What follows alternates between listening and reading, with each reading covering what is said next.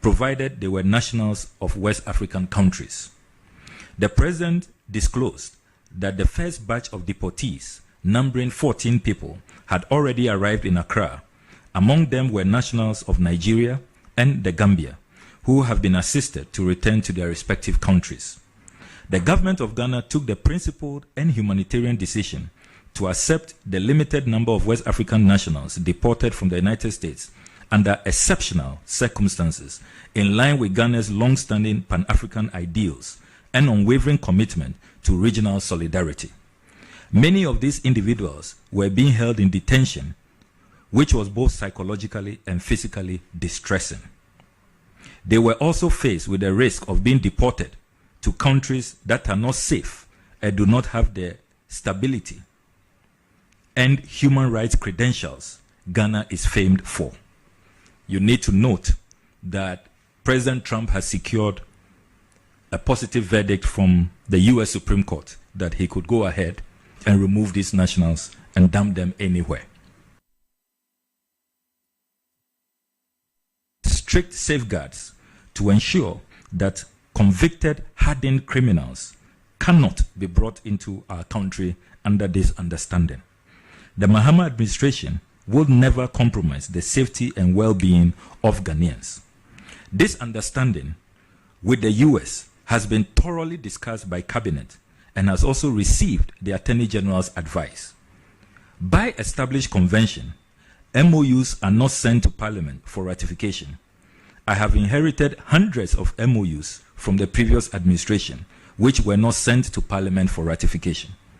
May I assure the nation that if this initial understanding is elevated into a full-blown agreement, we shall not hesitate to comply with Article 75 of the 1992 Constitution by proceeding to Parliament for ratification.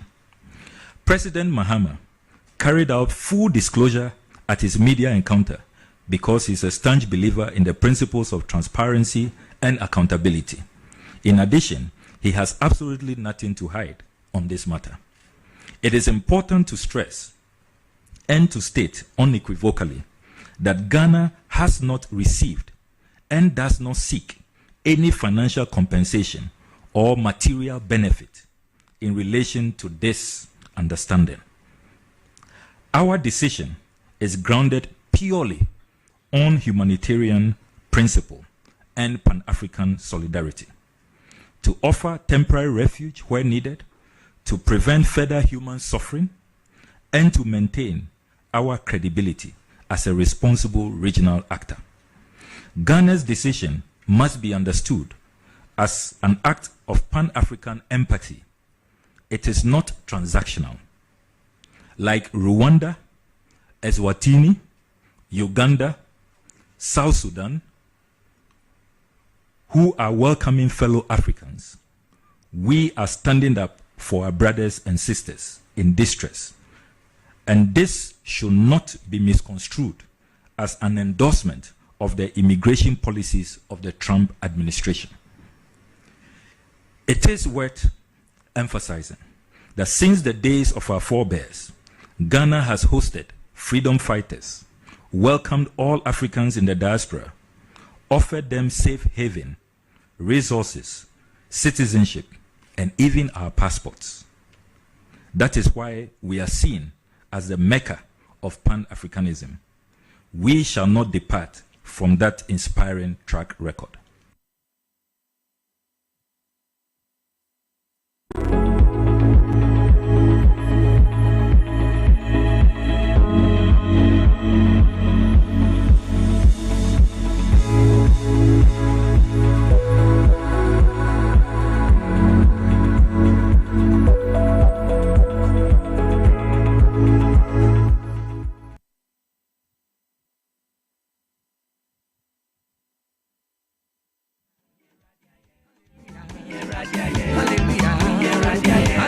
Ye Yankopon aye ana anope Dwabo Jumadi Esuni or Power 97.9 FM TV XYZ ya Transia anope ensama etwa gu e wo man mu na e ba betrasa pense mo apomodi ho nsɛm wo magudi mu nsɛm wo menche de obon krata no mu nsɛm bebrɛw ɛwɔ hamidin ɛde PSC okra boys prefect chief tanker so honorable without constituency so winners yɛ damo ase anopɛ sɛ motumi aboa ma motivate amanfo ne da mpo nyankopɔn ayɛ bi na domonti ɛna yɛ nyina yɛte ase ɛne anopɛ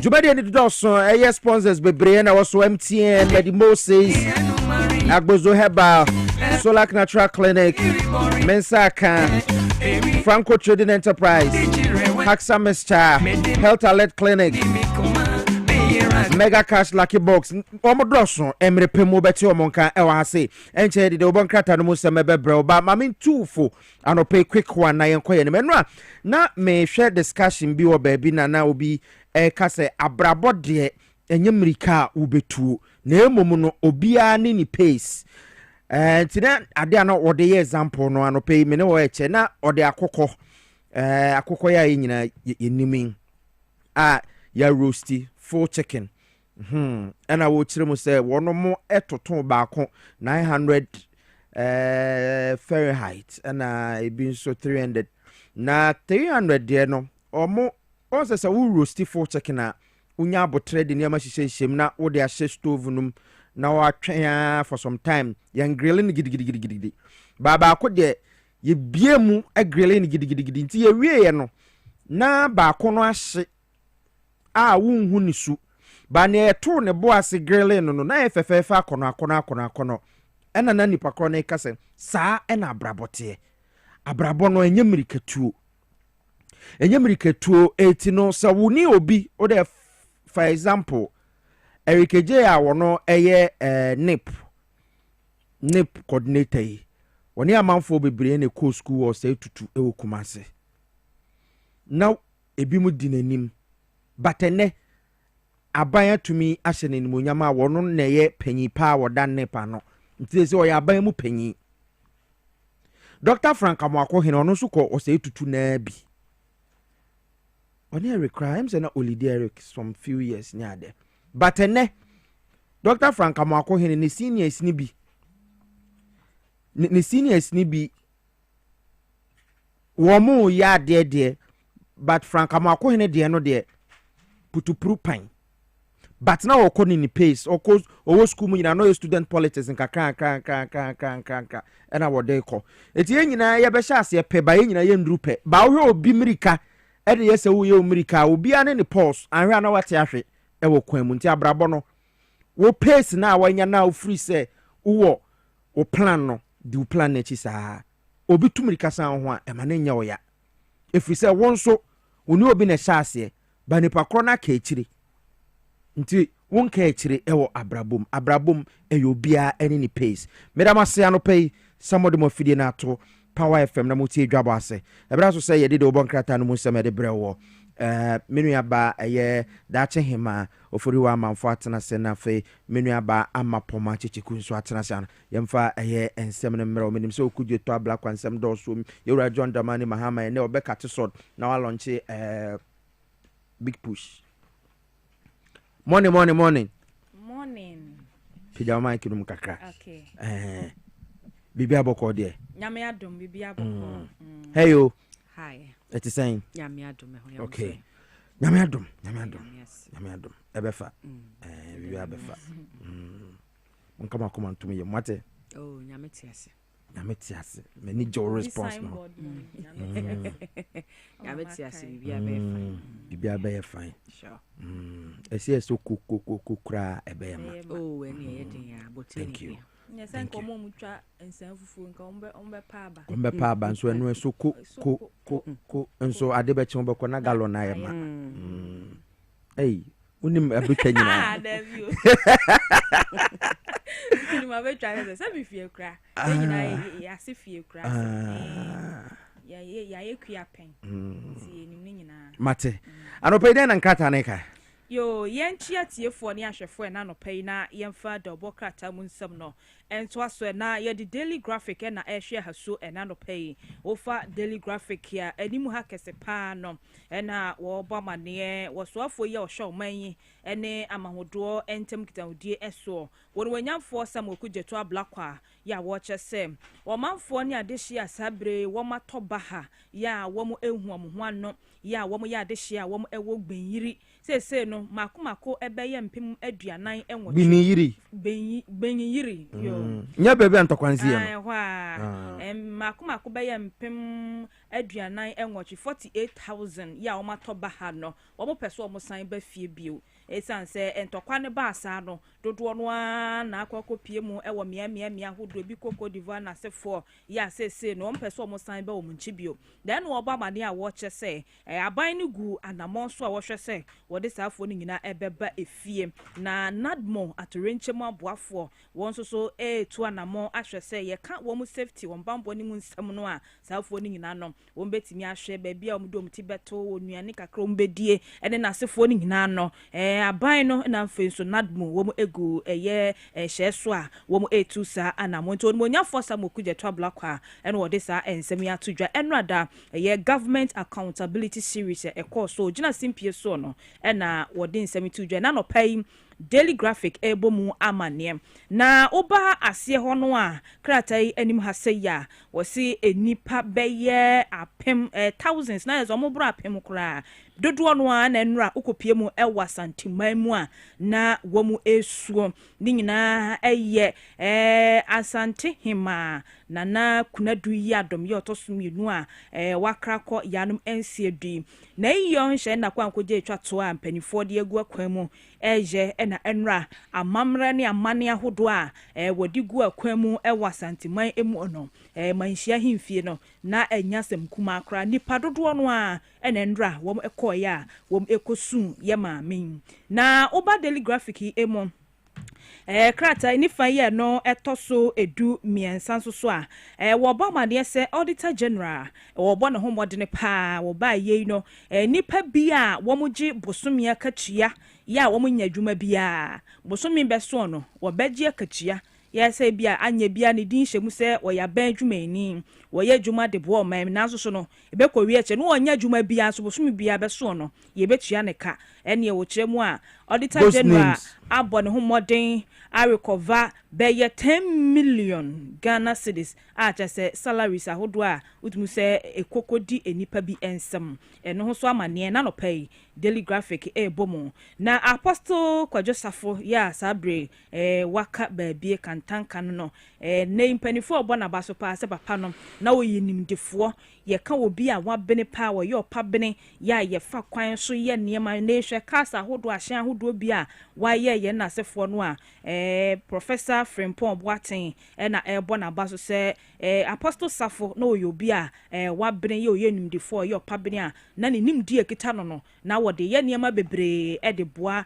oman ne mpo ewiase amansan nyina enti na no pai we ni nsem ne ahodo bi a daily graphic de ba ya bom kakra de ama yetiefo ene ahwefo amapoma yo emuni any crowd Ghanaian Times your workata no ekrame ewa had the most authoritative newspaper. Yep.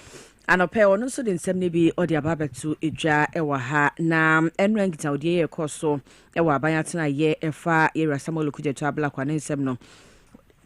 Wodi bi ababetu the workata imuntie enhyeda ensan enkomo ebiem na fofo ya wodi ababetu se ne okopie mu ewo New Legon ene ne mpotemu a langas fo amomo hom ne so ho ma ye kase de wo mo tata ade hye ya wo mo etewo ne ese developers a wo mo ewo sa empotemu ho no ma me ho nsem so akwakoye pinso ko page 3 ewo de bokrata imu anopen wodi emunsem no wodi aba abetu edwa ewa ha na so afọ yo hwe Ghana enwomasua ehon nsem so ye Haruna Idrisu anopa wodi nkita ho ama emu ama ne bobi wodi aba Ghanaian Times mu no kira Ghana yesika eye million ahenu ene aduosom yensam 273 million Ghana cedis ene etwade ato se de ba beboa ama adesua ne foundation no yɛde ahyɛmuden na atumi agyina ne naso ɛwɔ ma ɛgana mu ɛba ahomasua no ho adesua no a mpanimfoɔ kyɛ a wɔn de sikabɔtene to hɔ na wɔde aboa ahyɛmuden ahyɛmu kena sɛdeɛ ɛbɛyɛ a ɛbɛtumi akɔ n'anim na saa sika no ɛna mpanimfoɔ yi atoɔ sɛ wɔde ɛba bɛdi saa adwuma no ɛsɛ foundation learning foundation learning deɛ na ɛsɛ ɛyɛ abɔseɛ no ɛno nso ho hia paa sɛ ɔmokɔ Singapore ɛkɔhwɛ wɔ ɔnom adesua sɛne ɛsi teɛ nso Singapore for JH Mensa krata bi ɔtwerɛ no mbɛsesa wɔ mode akɔyɛ ɔmokuru yi afei na yɛkɔsua bi bɛ firi ɔmo krata ne nyina gua enti ya na ho hia wo sɛ ɛdan bia wo si na wo hyɛ fapem ne yi a ɛma ɛdan ne gyina ɛma dan ne gyina nti dabi nti woto foundation ayɛ sɛ wo waterlog na wo to foundation no wanto ne yie na wɔde atare fam saa nsuo bɛ no nom dan ne saa w'ani bɛba wo so na adwira gu but sɛ wohyɛ aseɛ de concrete kom na aseɛ ne ti mu a ɛna ma ne gyina nti saa na yɛhwɛ anim sɛ yɛbɛyɛ no ama wɔ mu a ɛfiri aseɛ no mfraseɛ no ɛhɔ ti mu afei deɛ aka no deɛ ne anim sɛ yɛwia ne sa na enra gold board wɔn etu anamo bi a wɔde boa sɛ deɛ bɛyɛ agalamsey yɛbɛtumi edi so nkonim na ne nyinaa yɛ sɛ wɔn de Ghana yɛsi de million enum 5 million Ghana cedis ɛna afei ɛyɛ Toyota car ne deɛ bɔ sɛ Hilux ana Hilux bia ne oka bia depend on school akɔɛ yes pickups ne bi ɛna hwɛ de bɔkata ne mu a ya line ne app ya wɔn de akɔkɔma lands ministry teaching Hilux committee no aya pa wo mo se wo mo hwɛ mo ama galamse ekoni nti ye ni hu nkune mo fɛ ne 9 months ho Hilux yo ma ekuo no I say 9 months no eno na eno na Dr. Samia ye presidential aid or ha no say omo de IGP team na ate ne nyina akɔ ho nti omo gu so cheche amanfo some so much 5400 ye de Toyota o se bon say Hilux and a Hilux Lux nti Hilux say depend on school akɔɛ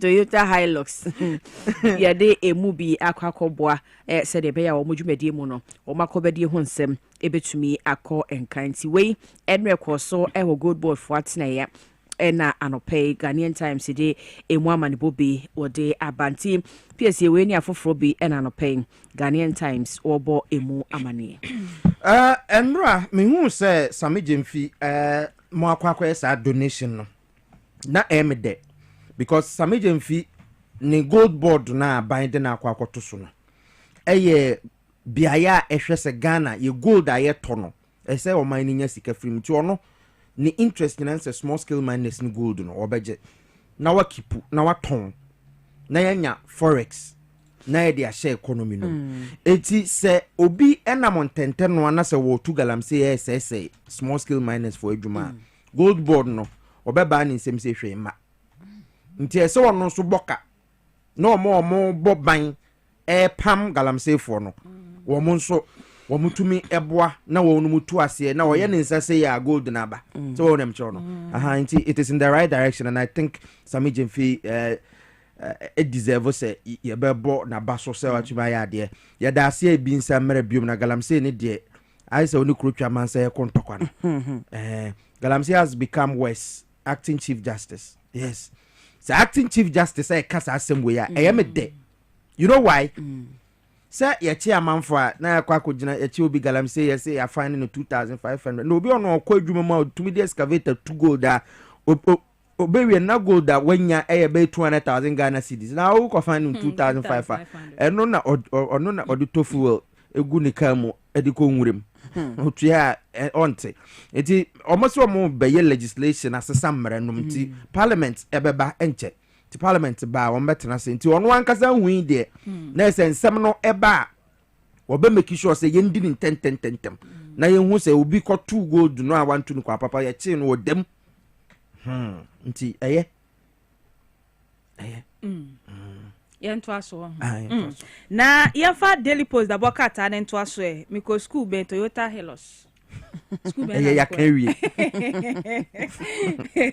enzo se kan say Hilux yeah eti ho nsɛm daily post de aba eno a ho anamonto ya ya boso dede na oba asra nso so a yeru asam okugyeto ablakwa a wo kyerɛ sɛ say de aban no a introduce same day passport service ene ya na we anka ye news oba tun say de PSA kan na ka akoye o passport a eche ansa na ba but yi na no amede mba ba ko yi na wotwe pepepe na o ma send me message say delivery guy ni nam kwa so de bampa ya odi aba fefe kama menu akwabana akoye ni the 3 days no guru boy otifie sa wow oba me ho sa no mo friend say omo de bre no no the address ni mo me de say me de ma omo dadanti na ewo paper ne so ti o fresh so me de ba a wo fi ara nam si o de bi me ni fi ma me nchire oba bi ni share me ne fama me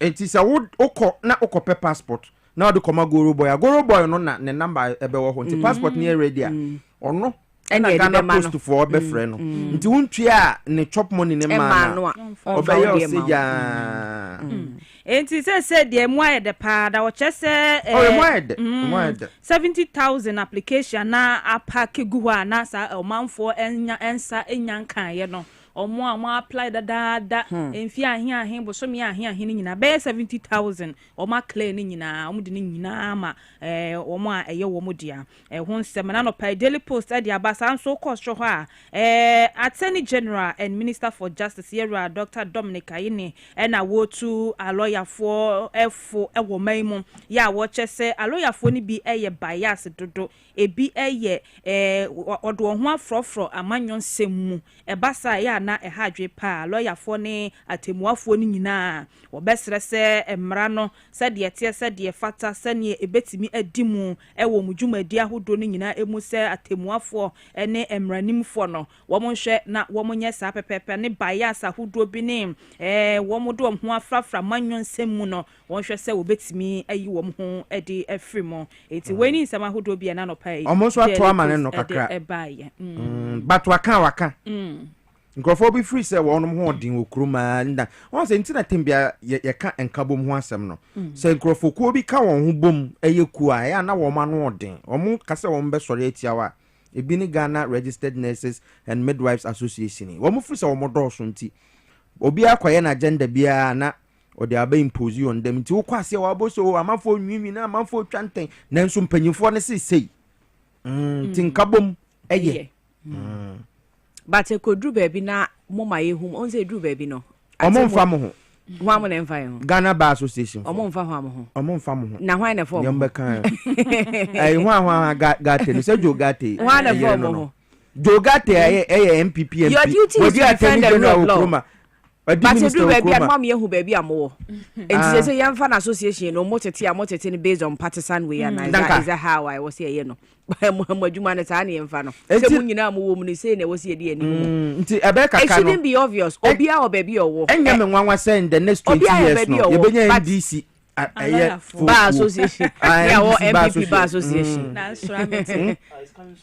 oh it's coming soon me nim ko bi ebi ho na I say no say ND oko NDC mo a ye wo NDC lawyers ya o ma omo anso tumi hia ba na me che say yemfa NDC to the bar ye fraud based on political say o bar jodo o bar exams wa fail your friend say law school exams tumi say nipa nen bombo ye enso wa fail na ban ba get be pass no oh erade nyankopon Ghana mredi ni say ti jo ma reset no e say reset baby a na me de say nipa wo mo den akọ Ghana School of Law Professor Atuguba right a very strict person principled nti o ma mra ni nya adwuma Oma bibia nya kama that's one assembly PSA Chronicle the Obokrata and nsem no a ye di kan boboso no bi na odi aba gold board for anamuntu a wo moto ho asem ha lands ministry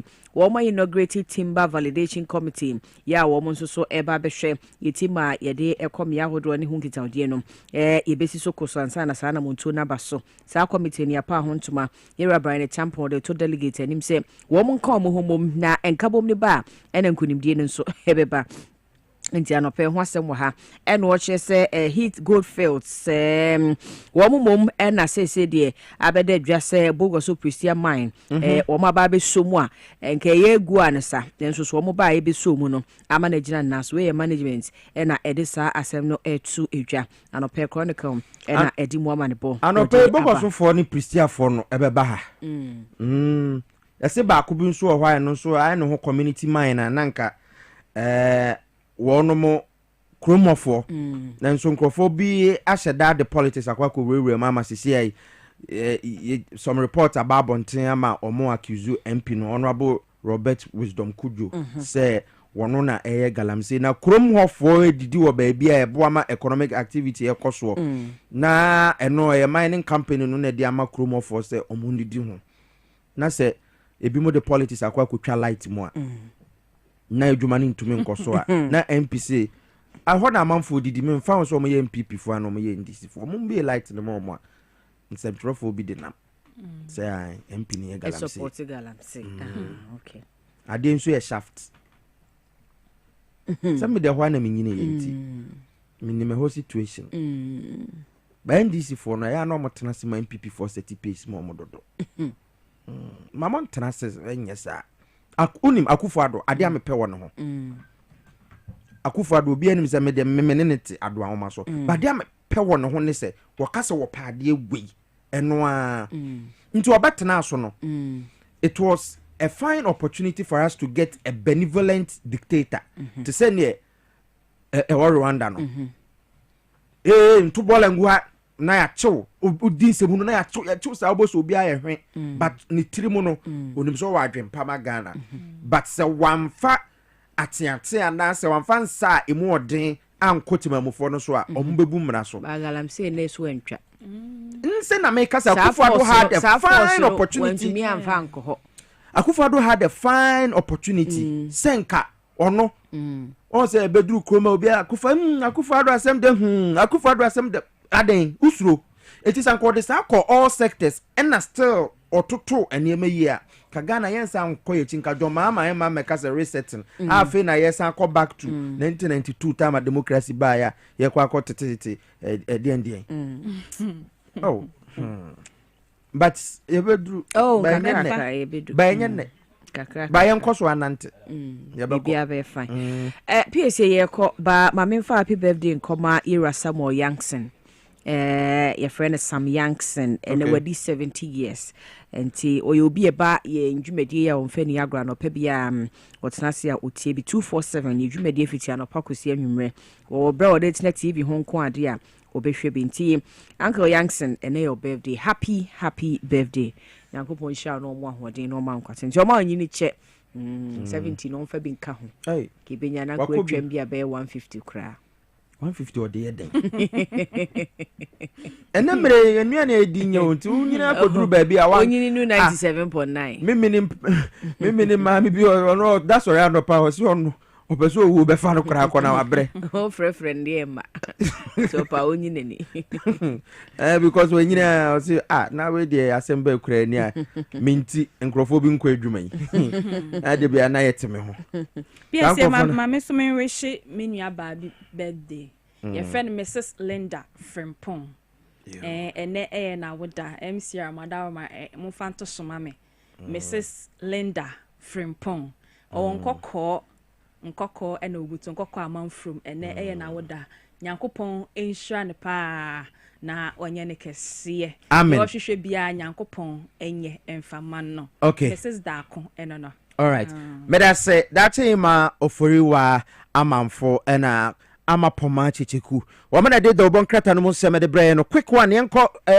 sports for naba momra na yenko anim na de time ni ho me the Moses ese September prostate health awareness month nti bema nya fei na wanya 35 years 40 years no ko check your prostate no na no se yade ba mu a yade ba ko a eta kuma bi before mema pa prostate cancer ba ko eta kum bi before mema prostate cancer na wunya ebi na de kan ofori atati baby anti hwemu sisi ai medimosis oye free prostate screening say wo medimosis aso ye bia Saturday bia anti na wafa ho na wakwa kohwe adenta ɛhɔ na yɛaso yɛ kɛseɛ no wɔyɛ ne adenta police command ne din hwɛ no mu kuma sɛ yɛwɔ ahene ma kɔkɔben ɛna tamampɔtem yɛwɔ agye kojo yɛbɛn school for the deaf no Accra Central from bɛkɔ ministries Ghana Highway Authority yard no frɛ 0244 068 447 0244 068 447 ɛno akyi yɛsan yɛ adeɛ ahodoɔ bebree ɛti kɔ hɔ awɔ mu nsɛm nyinaa ɛhɔ this one yɛkɔ anim fandi aba bɛtena ase wɔde agudie mu nsɛm no ɛbrɛ wo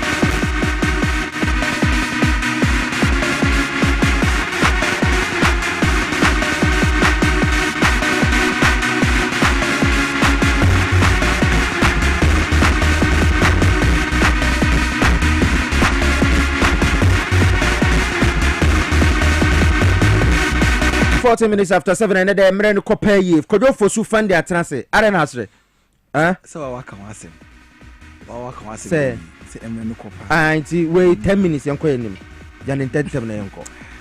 All right, FSA etribute kwada Russell Sagurosia Boabo no se corner line sports and power morning sports ya fani nyina emfa ensomo e Dwabo Ase Jumediation the power 97 for 9 FM TV XYZ Rusa Ocean Kawaka in 7 dos the money Rika de Tieno and Ebeka amamsu wetimi atimi and member room and kwakopem the National Sports Authority o Makasa Accra e the fire stadium no e kai wo honom and afa maintenance won sensem no o Makasa Accra e the afa ho ho sem e be ma sanso be kwakopem or the Black Starlets of Ghana enche 20th year omugina kwano and ho sem enso kwekwa coach Prosper Togum Akasa Accra Eddie afahwa ede ho nsem no eba ma e wo shows ne be kwa mo no ne akohwe ne ekoso almo no na me ya tuma the UEFA Champions League na South returning back first round no eba be sha se enso ho no ede ho nsem no fixtures no ye de be ma e wo shows South na FIFA ede sache bi ede aba ede e wo ye calendars ni mu ho nsem ekwekwe de be ma e wo shows ni hye so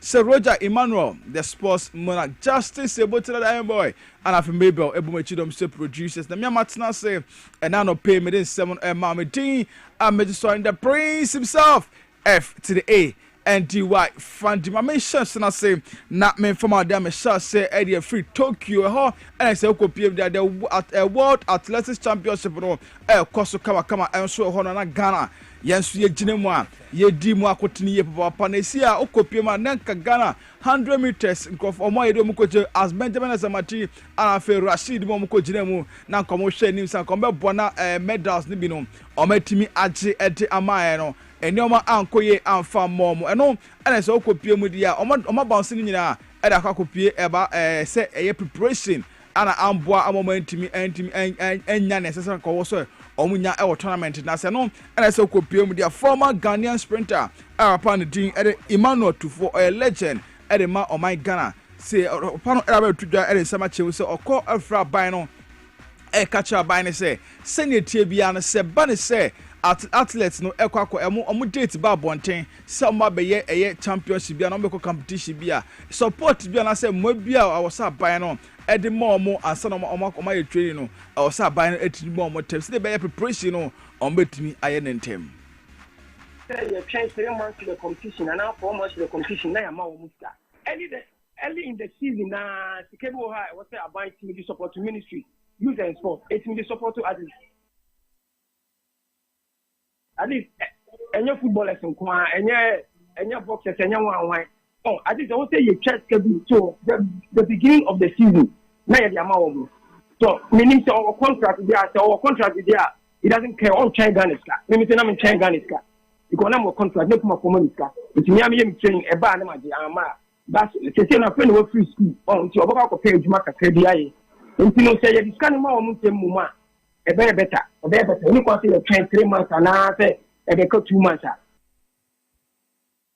Entiano sema apparently Emmanuel Tufo adoro na friend Kora tujo wi no ala sanso bi atuja echem no se ochemo se ade se Ghana yesi ana ne aka yen e tournament na se no okopie ma 4x100 relay 200 meters ana fe ne aka no ne betimi akochemo se Ghana say 4x100 relay team no so meant to be qualify and compete more finals now. I guess so very disappointed.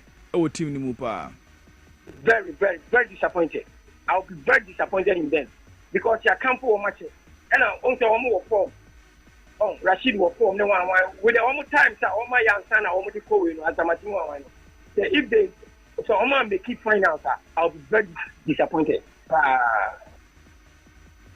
Ain't way and some former Ghanaian air sprinter legend Eddie Tuja. Yet who some at Amanian free air commode games and I say World Championship at Koso Tokyo says Semu Nyanko PM and so the Black Starlets of Ghana. A hot and a Sokopia way a 1 foot zombie under 17 tournament. A Koso a Ivory Coast in Winina. Under 17 AFCON qualification and some more pay at Kosovo Kopium AFCON and so Honano and so Kopium under 17 Fasha as a campaigner almost Seno Enoma Ekoye at the Momesa Elkopiuma none other cracketing razor match boy to the opening of the Ghana Premier League season 2025-2026 season. They say Kopium and a team a boy money Aras and a team a boy and no man quite I from Omdincho 1-0 and Aras a team at the Shomano. And so be PM the head coach or Dano, Shama be a team conquer Dr. Prosper, Nante Ogum, and a Danoa, or she be a compana 110, and it's our trigger at the Amabe update near Koso, our camp, and a senior my ready for Yamia Duma on the 20th, and it's a match in Esha, so many Togo, and about first match, I will give me the moon. Camp for about 6 weeks now since I joined. Roughly 7 weeks since I joined.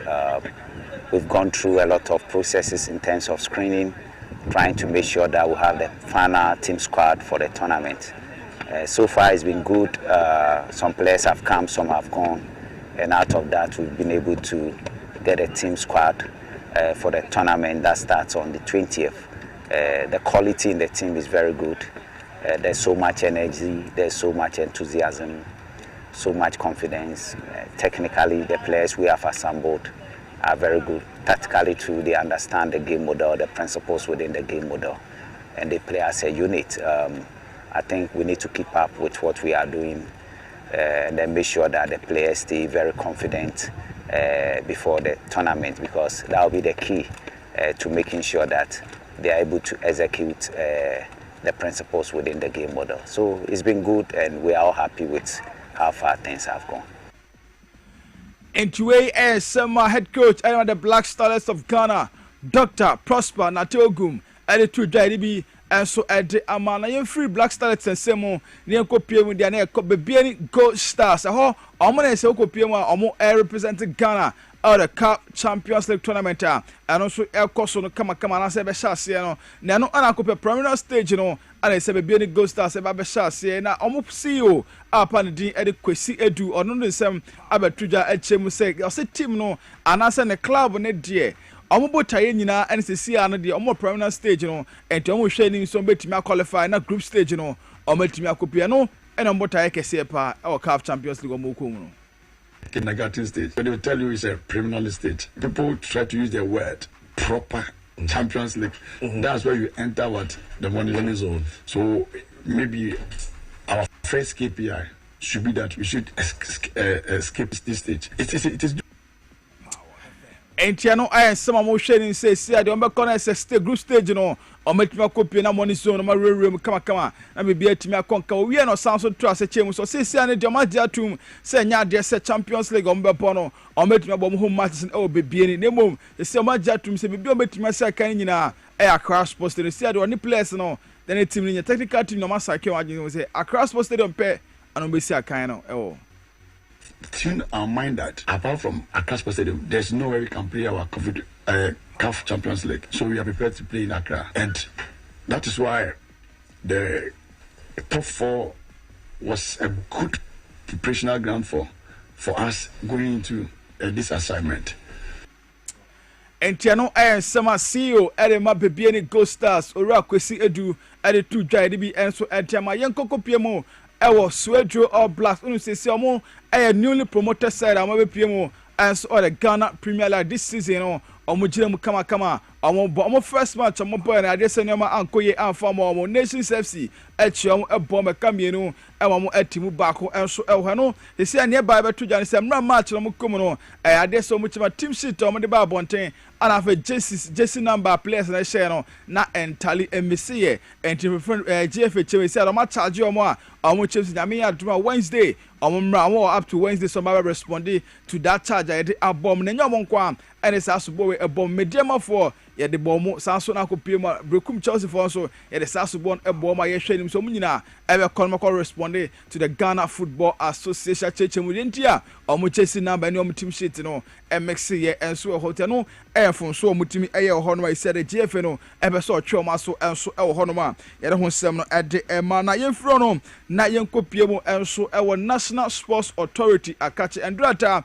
okɔpie mu ɛwɔ TVXYZ export so ɛhɔ ɛna sɛ Roger Emmanuel etimi ɛtena ase ɛna otimi ni papa ɔno deputy director ɛdema the National Sports Authority apa ne din ɛde Gideon Hammond ɔno nso ɛna bɛtena adwumadie ne so ɛna ɔde sɛ kakra ɛtu dwane nyina ɛfa na mmerɛ bi ɛbɛtwam na sɛ ɛka twitwiri di a na ɛda the Sports Authority and the sports facilities no akase stadium sɛ yɛsi akan ɛwɔ hɔ no na ɛka ɛda hɔ yɛ pa electricity ɛka ɛda hɔ no ɛno ɛna apa na bɛtu dwane ɔkyɛ sɛ si ane deɛ ɔmo baeɛ no through the Ministry of Sports and Recreation and afei Ministry of Finance no ometimi aboa ama isi Accra Sports Stadium electricity bill na ɛda hɔ no no ometimi atwa ne nyinaa ewia mo hwɛ ni sɛ other stadia yɛwɔ Kumase Cape Coast and afei Tamale no so ɛka bi ɛda hɔ bia NSA no ɛbɔ no modern sɛ ometimi atwa saka ne nyinaa every wall.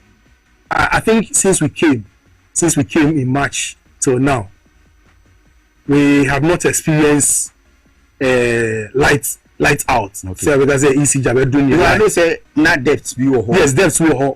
When we took over in March, there was immediately in March we took over in 19. Just a week after there was a Black Stars match between between Black Stars and Chad. The ministry and the finance ministry. That's why I'm saying kudos to Kofi Adams. Quickly the ministry came in to take care of the bills. Okay. So since then consistently we've been paying, and as I sit here, I can say without missing words, the National Sports Authority is not owing at the Accra Sports Stadium. Oh, okay. The other sports facilities, Cape Coast, Kumasi, and others, they may be owing, but we are making frantic efforts to pay all of these debts. Okay. Entiano somebody to jana we and the no sanso ekasa kra for maintenance ekoso ewo stadium hodo no ano chem so see ane de o catch Ghana for nyina say Ghana next match any Comoros ebebo ewo Accra Sports Stadium no o catch fans na gire mu say obeba stadium hono no obehu ni say Accra Sports Stadium a new stadium crampo and we remu. I'm making efforts, like I'm saying, is one thing at a time. The next Black Stars match in October, Ghana versus Chad. Comoros. Trust me, you come to Accra Sports Stadium and you think it's a new facility because the chairs will be put in good shape, the urinal will be put in good shape, the facility will be good. In fact, will be kept clean. Now we don't hear people complaining about the pitch because consistently we have been on the pitch, making sure that our national team and any other match are at the Accra Sports Stadium. One key thing will be our pitch should be in good shape. Entiano Sama Deputy Director General Ed to Jerry Honsam Ed Amount. Now, young from near common on Tony and social the UEFA Champions League no ever say and the matches need be a bit to me about say and at the Athletic Club at Nefi no Arsenal the Goddess and so at the above Sasuna Copia PSV hand of Betnef Junior St. Gallo and so at the above Benfica and a car back and so ever bought Sasuna Juventus and it Borussia Dortmund a born after Real Madrid and Olympic de Marseille and so at the above after Tottenham Spurs and so any Villarreal and so and a ball na bibia etimi akoke no e UEFA Champions League and no ebetimi abana esia no yeba and say kopia branch ni e Samuel Utiti said that branch ni chema I say that we hanging a boot and so e dey ato no yamia say dey nya dey say ban professional football obetimi esia kan e bia branch ni sia kan e dey ma abobokwa na din e dey Barcelona Lyon Lili mu nyina osia kan e dey ema omo e ho no kopia Champions League or GB sanso na kopia eba no La Liga or La Liga ni bi and World Cup 2018 World Cup of course Russia no e team say the only go e boy e ma France e team kopia mo finals o mo je trophy no e dey see o mo na say the Samuel Mutiti Ochema they say otimi ahangini boot anya they say obesi akan bi professional football on si akan biem enso ehonchichi ya na ni ziba ewo mu no ebetra ubenya bi ato ewo over the counter medicine sellers any herbal shop to do na mu FDA agi edwadue nkratoi ato obrebo eye adwumada eboa eyam aduane eboa eyi nsa free ni peduani na ɛboa wo nipadua ma ɛtena hɔ yie na nso wonim sɛ nneɛma a yɛdi na yɛnom tumi ma brɛboɔ yɛ adwumaden sen pɔtee mehu da me brɛboɔ yɛ adwuma paa yɛ sɛ me tumi yɛ biribi boa me brɛboɔ Ani anointing a what the left here from the Moses Clinic near Herbal Center about Herbal Food Supplement. What sits in pa the barberbo, ama a year jumayi. Now, a juma. Fatopa yenu, anopani and numre. Na a boama berbo ye jumayi. Sunny a beya, a bit me and yam a jania woody, and sis. ɛno na me brɛ bo kia ma ɔmomanofo ne mmɔfo a wonya mfie dumie FDA agye dwadie krato yi atum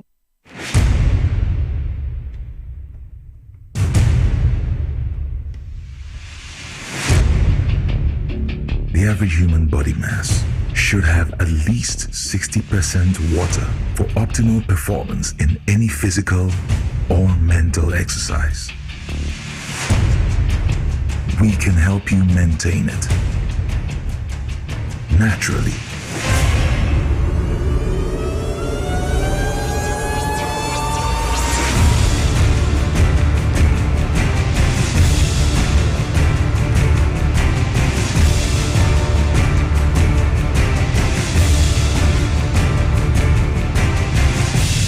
X Natural Mineral Water.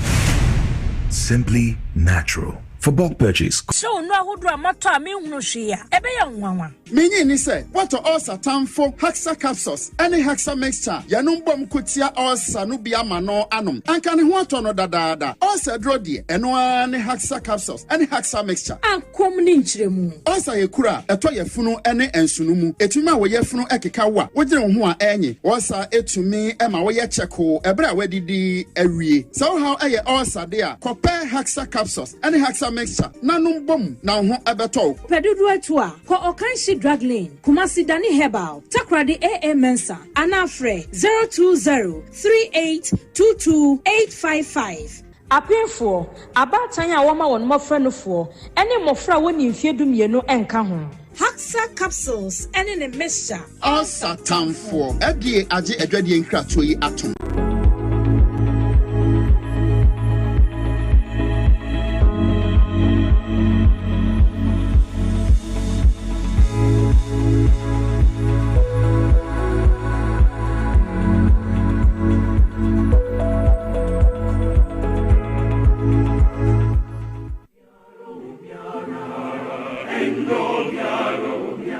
Power FM.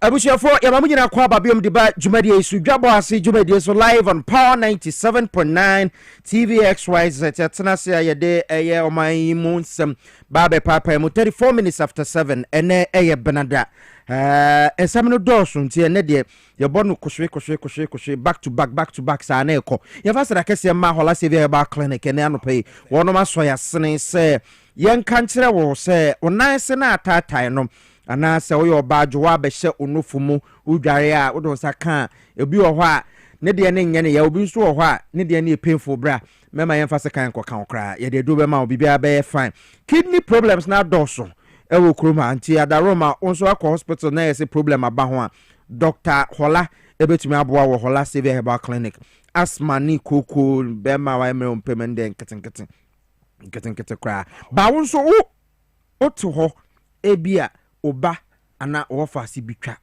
epilepsy eno so doctor ye ho ade papa ashaiman ena ye wo ashaiman yene access bank ene di enhwani mu eti adaroma na waba bedru ho na yahwe wo fefefe enso ewo ho Simon opposite Access Bank or last about clinic or say only God can heal you. Your number is near 057 665 6658 057 665 6658 wofra empanyinfo ebe to me agye wo so ama bibia to me akọ enkaipa e de ama MTN say ene wo 2 million Ghana cedis up for grabs. Yes, and there's still mensa aka promo num MTN for mensa aka promo ni chese momo no yes send ya wonsaka aha na use wo momo app no na fire transactions for to ade to say me de na me de bia me de momo ene to ade na use more than 100 cedis a day na nya kwanya no say obetumi awini 100 to 200 cedis weekly. You buy a weekly jackpot. And up to 2,000 NIH. Plus yellow bees routers no. No so monthly prices near 5,000 Ghana cedis. Mega draw. You buy enda buying enche. And also 100,000 Ghana cedis NIH eche. It's more grand wins of 50,000, 30,000, 10,000. What do you have to say? Momo app no. Ube yusu. Ti Momo app no download di bia. Download di bi ne yusu. Ebetumi aboa pa na fire payments through bank transfers, POS, advanced services, any even third party transactions and also qualify. It's meant to download Momo app no here. Now also bra beka ho bi who use more than 100 cedis every day.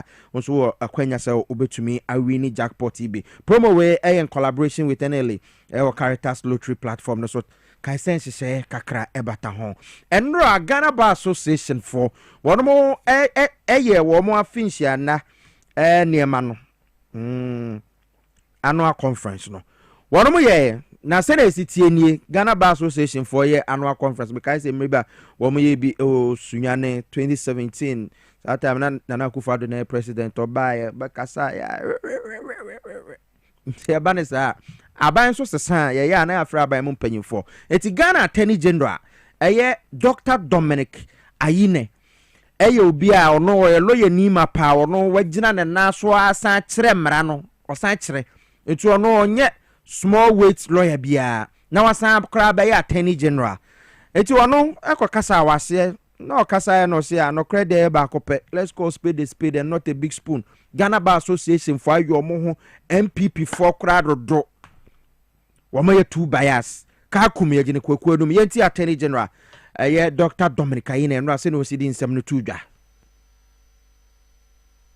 We must remember that our allegiance is first and foremost to the Constitution and this republic, not to transient political interests. Our over 3 decades have passed since the adoption of our Constitution.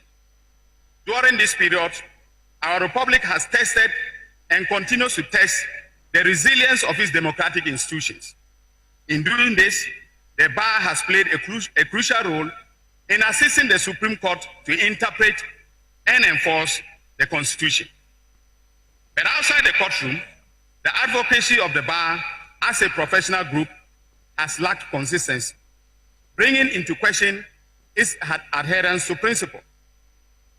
Ladies and gentlemen, when in 2015, an Article 146 petition was received by the Chief Justice in relation to the former chairperson of the Commission on Human Rights and Administrative Justice, Madame Loretta Lamte, the bar failed to speak out about process.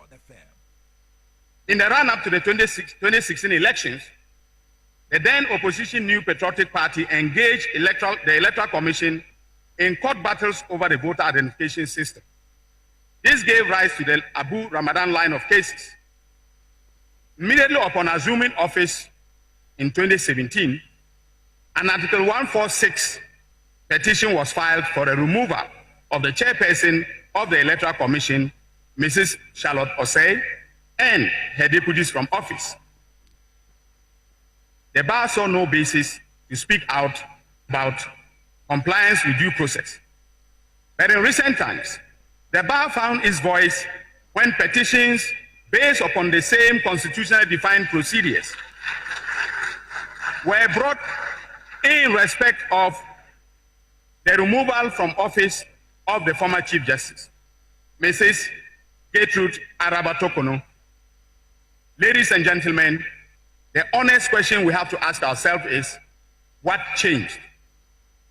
The 3 petitions aforementioned touch and concern officeholders of 3 constitutional bodies critical to the sustenance of our democracy. The independence of the 3 institutions has been guaranteed by the Constitution. The 3 occupants were all women of significant repute and members of our noble profession. The 3 committees established pursuant to Article 146 complied with the constitutional cap not to please government. Ehono and some no. Moye ekua esamotena se na aban bi aban mamonhwa aban nimpo ne kala na emomu no asem na eba ne kano na aka no pepepe akwa ete se political party bi ba power na Ghana Bar Association for anu ayeden political party bi eba power na Ghana Bar Association ayedin eno ne problem no Ghana for bebre can read in between the lines, and that is the question Attorney General ebisa. Na example a oma ye fact. Emaya wo mo nam kwan so aye yi wo mo Loretta Lamte mo ankasa. Charlotte say mo ankasa. The same petition Article 146 holders hoya Article 146 agina so afa yi ba ko amano ayeden. Eti na esi nra no mo anhu ana. Eno na Attorney General ebisa kwa bana meba ho ma me kwa ho ma no so na me ne Xavier Kuje entwetwe nkomo na kasama for the Ghana Bar Association. Xavier, morning. Good morning, sir. Bibi Boko. And some ndo Attorney General kan ye wo mo conference na se me sure say na wo ho. Ghana for bebre actually mo say questions na obisa no legitimate but mo say wan kan ye. Yes, but I'm not too good at the Twi language, so I'll be mixing it with English. Until with the fafra, sir. So we listen very carefully to the Attorney General. He gave 3 examples. The case of Madame Loretta Lamte, who was removed under Article 146 in 2015. At that time, NDC was in power, headed by the current president, John Dramani Mahama. Yeah. Then 2017, he mentioned the case of Madame Charlotte Ose, former chairperson of the Electoral Commission. And Nana Akufo-Addo, the government removed her from office. We didn't talk. Now, going forward, there was a 3rd petition relative to the application of the same Article 146 in respect of the removal of the immediate past Chief Justice. Yes, Gertrude Tokono. Now, what is wrong if, as a people, you have had your first 2 examples and a couple of them, and things are going forward? The process as is always done. It doesn't look too fair. So we should have rules in place or regulations in place in applying the same Article 146. What is wrong? Is it the case that if you fail to take a decision on a matter yesterday and a similar matter confronts you today, because you didn't take the decision yesterday, today you can't speak on it? But Ghana Bar Association, mo very vocal. About various issues. So it is not an issue said during John Mahama's time. Namunye vocal. Okay, let me give you an example. So the point you are making is that the allegation of bias against NDC as opposed to MPP. Is that what you want to say? Let me give you an example. Do you remember in this country in 2023 when President Mahama addressed the NDC lawyers conference and alleged that President Akufo-Addo was appointing MPP inclined legal professionals to be judges? Do you remember that? Yes, exactly. Yes, we condemn. Justice guy who is a typical example of contesting on the ticket of the MPP and or a judge in court. Do you want me to answer your questions or you want to speak yourself? No, I'm not speaking myself. As someone and I make be is it not a fact that Justice guy who was made an example say no aqua contest or MPP tickets? Yeah, some of your mama kind of no was it not a fact? Listen to me. I think it demands that when I'm building my point, you allow me to finish, then you come in because you asked me a question. I think that's the way we have to proceed. I have all the time for it. So And I'll come to the example he's given. This is how we condemn President Mahama. When President Akufo-Addo came to address us in Cape Coast that same year, he condemned President Mahama on this. We agree. When he moved ahead, beyond that, he went beyond that, urging people not to vote for President Mahama in the 2024 election. Do you remember we condemned that? That there was no way we would allow him to use our platform for campaigning. Do you remember that? Do you remember for Amenfi West or something in the Western region, retired Justice Kobe was the minister in the rolling? Is it not true? So let's stop. You see, let's stop this. But the fact that I know the fact say Emrani Chemu said justices of support political party be poor don't show it no. And no want to say be here saying why can't we condemn it now? Listen to me. You are talking as if these people were judges and were doing politics. Justice guy who was a parliamentary candidate, party official before becoming a judge. Same applied to Justice Brady, who was an NDC MP. After being an MP, he became a judge. Are you saying that because they were political office holders, as professionals, they appointed, means they are competent and qualified? Over to my competent and qualified, but Emrano, the tenets of Ghana Mrana, you used to know, say judge ni, what the fairness. It's justice guy who says, the actual money, my income, but justice guy who says, we are sure say, as some Kodan and Niminas MPP, any NDC, or like over to my affair, and no one some night. Let me ask you, Justice Brady on the bench. He is one of the new people to be appointed to the Court of Appeal. Same question applies to him. I'm asking you this question. If you think Justice Gaiwu, being an NPP executive for us in practice, will not be fair on the bench, do you think that Justice Brady, who was an NDC MP, now on the bench, will be fair? Let's play these games well. Look, I think that this ritual must stop. Our leaders who are raising these issues, their job is to solve problems. Leaders solve problems. So I urge that to come together with all of us to solve this kind of problems. Okay. We cannot keep talking about them. The problem with Ghana is that those we see as leaders always identify problems, they don't have solutions. So let's begin to have solutions. Once you're a problem solver, I see you as a leader. Then if you don't solve problems, you occupy a position of authority. That is my position. Okay. So you are not claiming your mind that on both sides you find something that you complain of. If you complain about and I mean just I am not for it. Let me tell you this. As a judge, your job is to apply the law to the facts and the evidence before you. And I have made the point on radio before that if you are a judge, you are a demigod. In other words, you are determining people's fate. So it doesn't matter the party coloration. But justice is not to me used to one of my discretion, and same applies to Saul when they were denied a representation in Parliament. As someone about that, our justice is no a use one more discretion. Case my brother, we can't argue this on radio. Are you a lawyer? Do you have any legal background? Many legal background, but Mrano, can camera now. We understand. What I'm telling you is that we can't produce this way. You've given me examples that affect NDC. I've also given you examples that affect NPP. So and let me tell you, in both cases, no me so me do you know? But na me tell say they should apply the law. And I me tell say law non so e but justice is non so wo discretion. And I me my example say Saul as no be da ho. Yan transfer they were denied representation. Eti no nipa na say ofre case na say one per judge na one turn case no so no. E use in discretion one free case no. No, let me tell you. You have a discretion to exercise. That you exercise the discretion within the law. In the case of Saul, no, emra ben ena emma court no kwan say emma ne mfre sa asem no. And I want to share that for 4 years. No, see, you are stressing the issues. What I'm telling you is that for you, even President Mahama be NDC person who is heading this, if he is a lawyer, we can appoint him or he can be appointed as to the bench.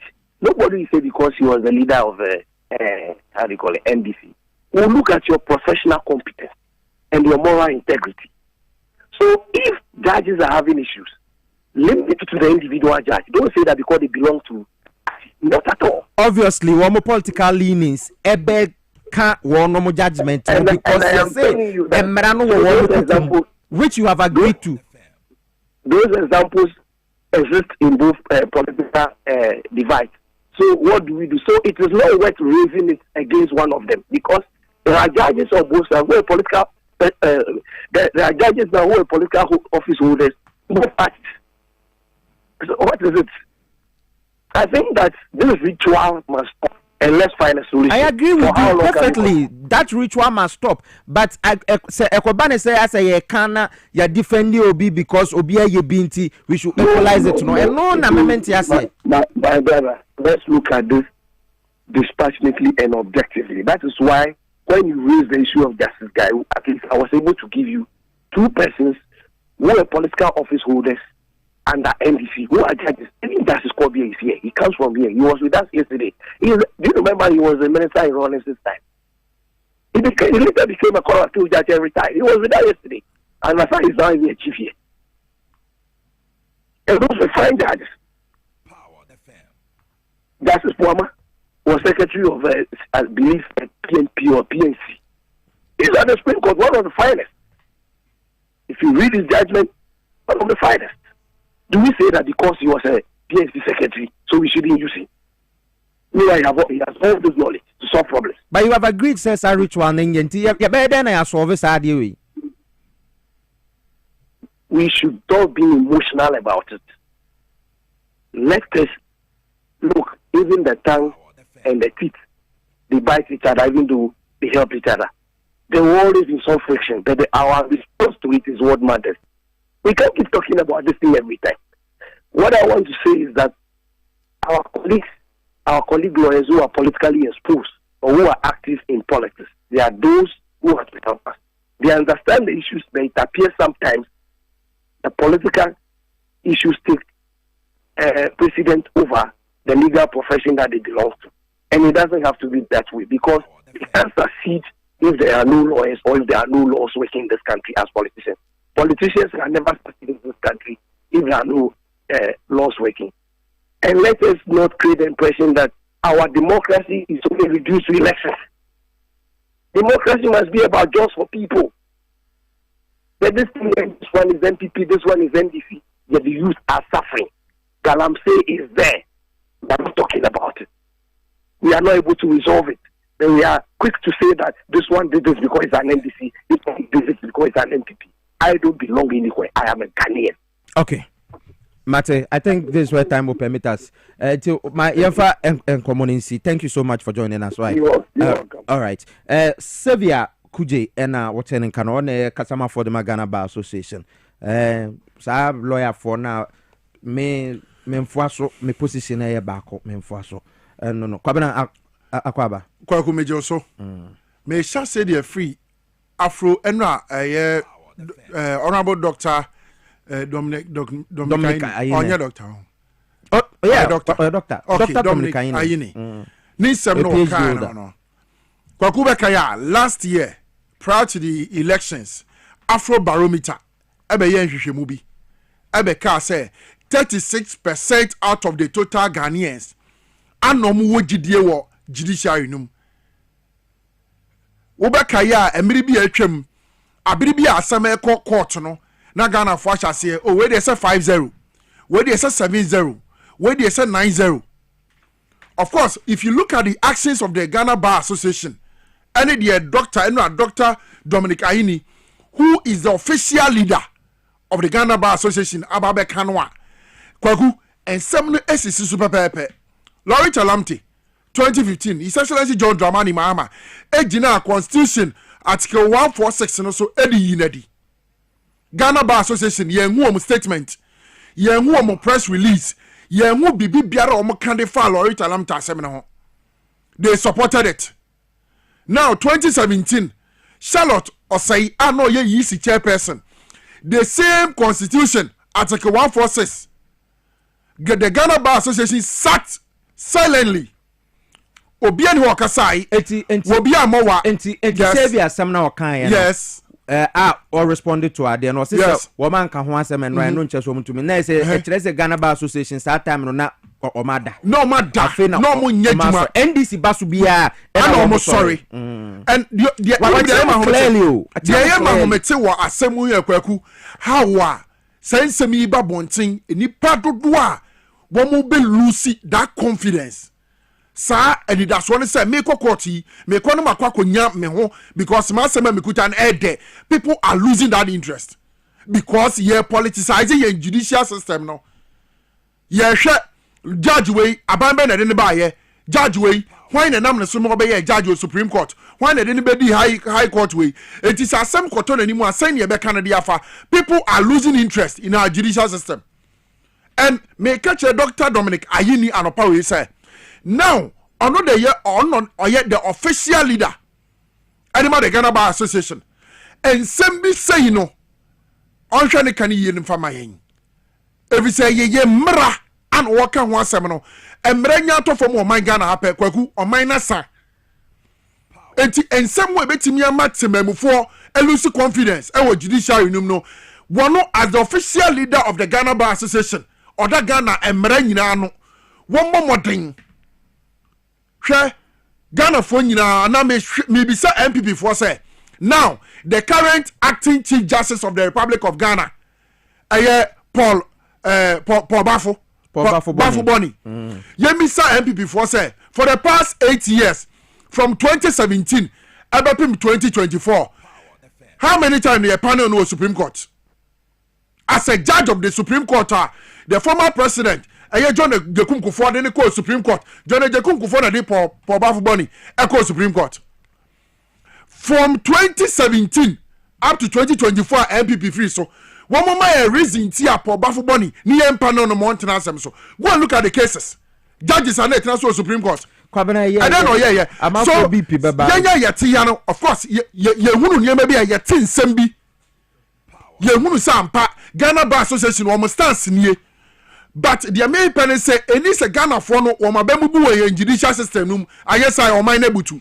me ka me kwa say me because Ghana Bar Association o my madwe say wo mo elections o mo push MPP for if we got onye do got yire do got when the minister and Akufo-Addo ko for time nyina and no credit na that whole plane no they no Dominic Ayini kind no credit no but they misro ye how and be losing interest in our judicial system na asem no wonya wo be hunu so de kokoto a judge we na lawyer we na ho o MPP ni ana o NDC ni ntie asem ni say na beko eno na misuro ntim panifo mmomode nhwe no mu nsiesi asem no back door say be ye na say partisan bi kura frag the Ghana Bar Association asem be na back door asem be na back door nsiesi no wo breko emba public domain kwa masa asem be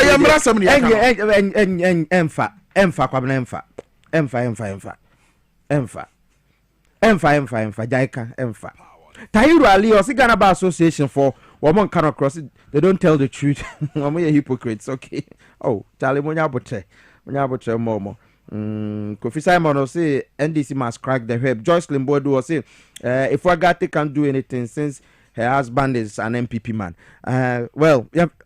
Kwame emphasis, but yes, passengers be Grophobia demonstration say transport owners need driver for be atutu lorry fare num and passengers ne say fare no any approved fares into omuntua into omo demonstration into casa alodi say mensia Peace Village eno no wo he man here ma osi man here eyemra here na ablekuma man here ablekuma side wo ho okay man here yeah man here kwa hu sa transport video no mo video no into so sound ka ho sound on ka ho okay eti timamofo na demonstration but me I don't understand though yeah I didn't say you want pay for Kroma transport ministry wo ho na driver for bi sorry a wo mo say ye de ye je na ye pay because car na ye de na how can say didn't na GPRT wo sound wrong okay my enko our man so na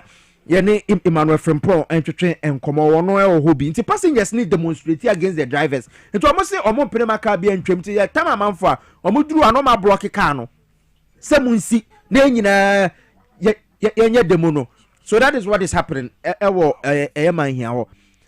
Then they say a school for nam from womunya kamfro just because some drivers ayo madre say abai na teso no yempenasem eti petrol no cost ruki to bia yesu yatum. Emmanuel from Paul. Hello. Mache. Yeah, go. Na man here e hono sa situation na te say ankasa. But so maybe the Emmanuel ya ayita from Paul. Just now kana Emmanuel from Paul na. Emmanuel anopay ye bedu man ya Johnson na say ufi isakina. I so for the cafe come man ya. Now the other thing na say driver we ni kasa we ni and ye dey hu bibia. Omo say enye adwuma. The bedu man ya Johnson na say station telephone world master station master. He said to me point to mo executive no station I am managing station.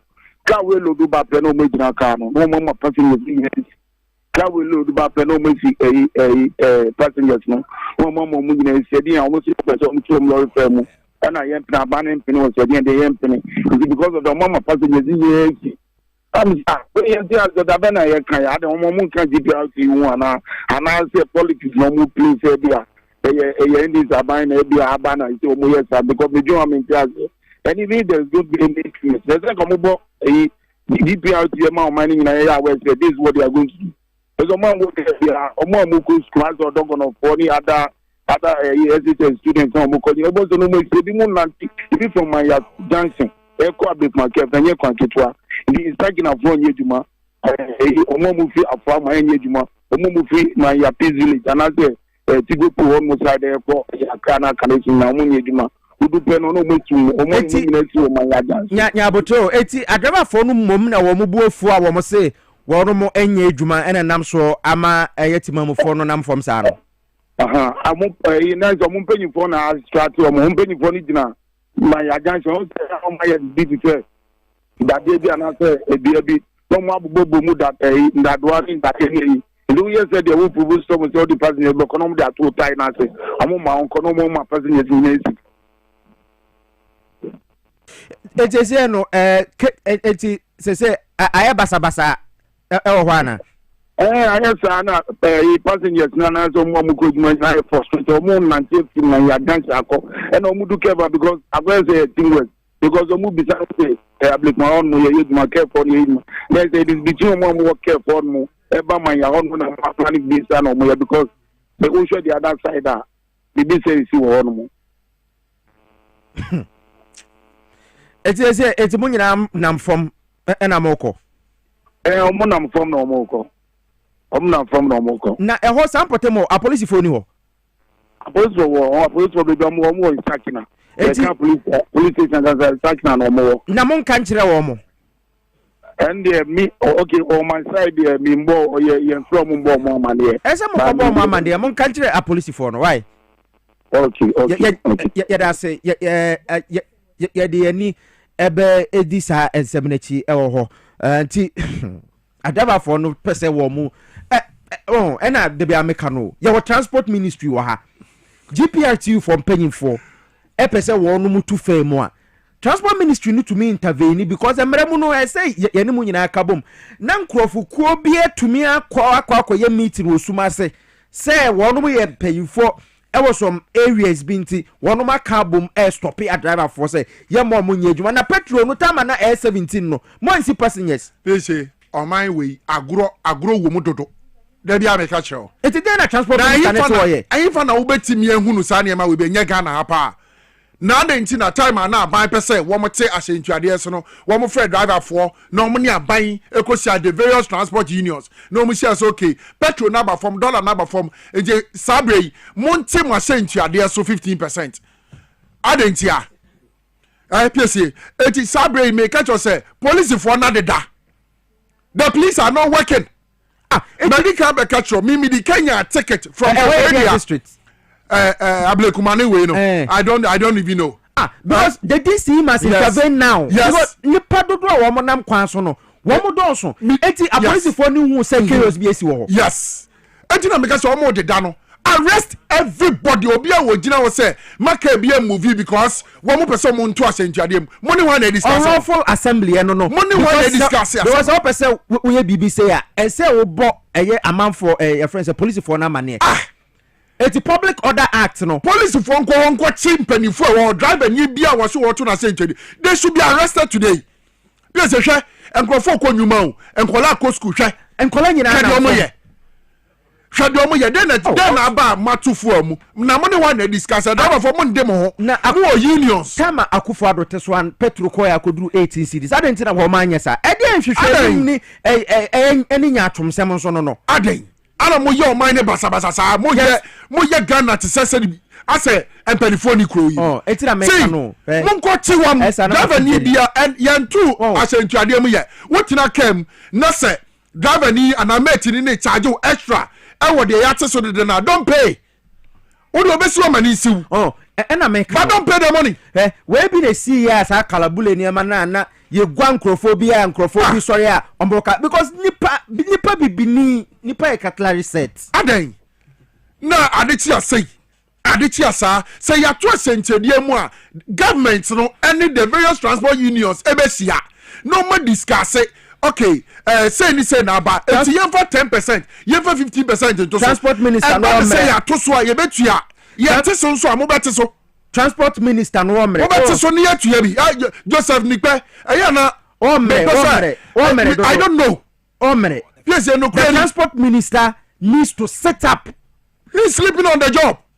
Anya dia wo ye bibia and because you are sleeping on the job. To be very honest with you, because chaos as our transport fares increment and what thing, and you are not saying anything. I am no phone on these issues. I am no phone for bare 2 months new.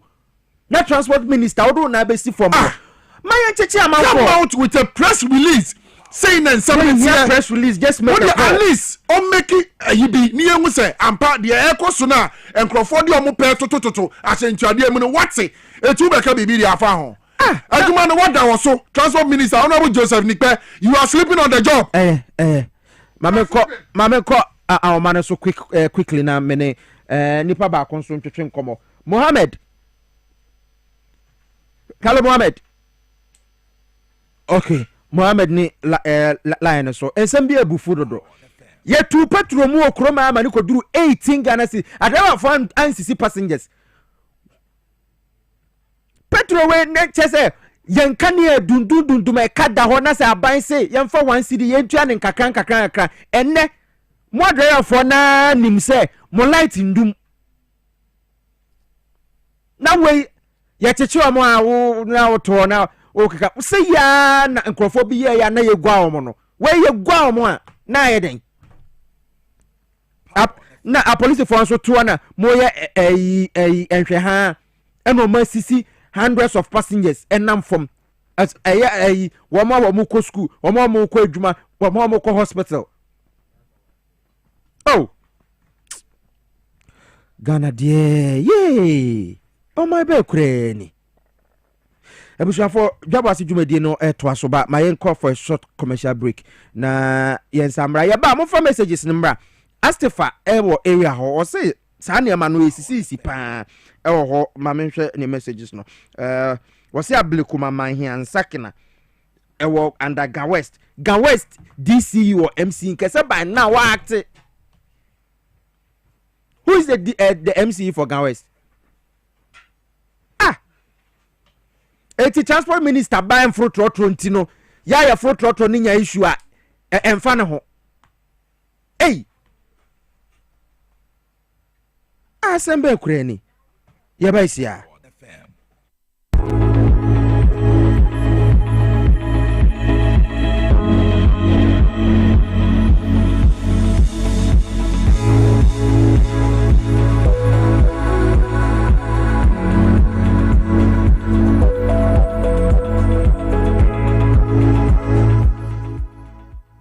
nso ye ni mu adi ehia bie mu na eye Indian company kese a yaso ye na ewo India na enu ahodo na ene ye de abadwaman so ama ibia bedu Ghana hanoma Food and Drugs Authority aye nhwehwemu ede afa ye no ni nyina ho age atomu se ye no no ebo adwuma ntino Ghana for emfanse wo mo ho yare na enu a ye de abadwaman so no eye India hama ene yakeka bom ede aye ahabandro ye mama eni nsunsanso boni bia na ene ye beji bre na yakasafa ye no no emako enan eho ya ye bekasa ede afa Nerve Alive a eye adwuma ewo yentirimu afei Vivado ya eno so eye mujabroso anase hypertension ena yewo azaka so a eye esiche yare ena afei yewo May 40s ena prostate liver eno so amanfo ya monya prostate yare no edi eboamo abibia ya na ye kase enyare a mebobo so nyina ebibia etwamu wobi enya bipe na niyemu ehhehye no esanse wonim se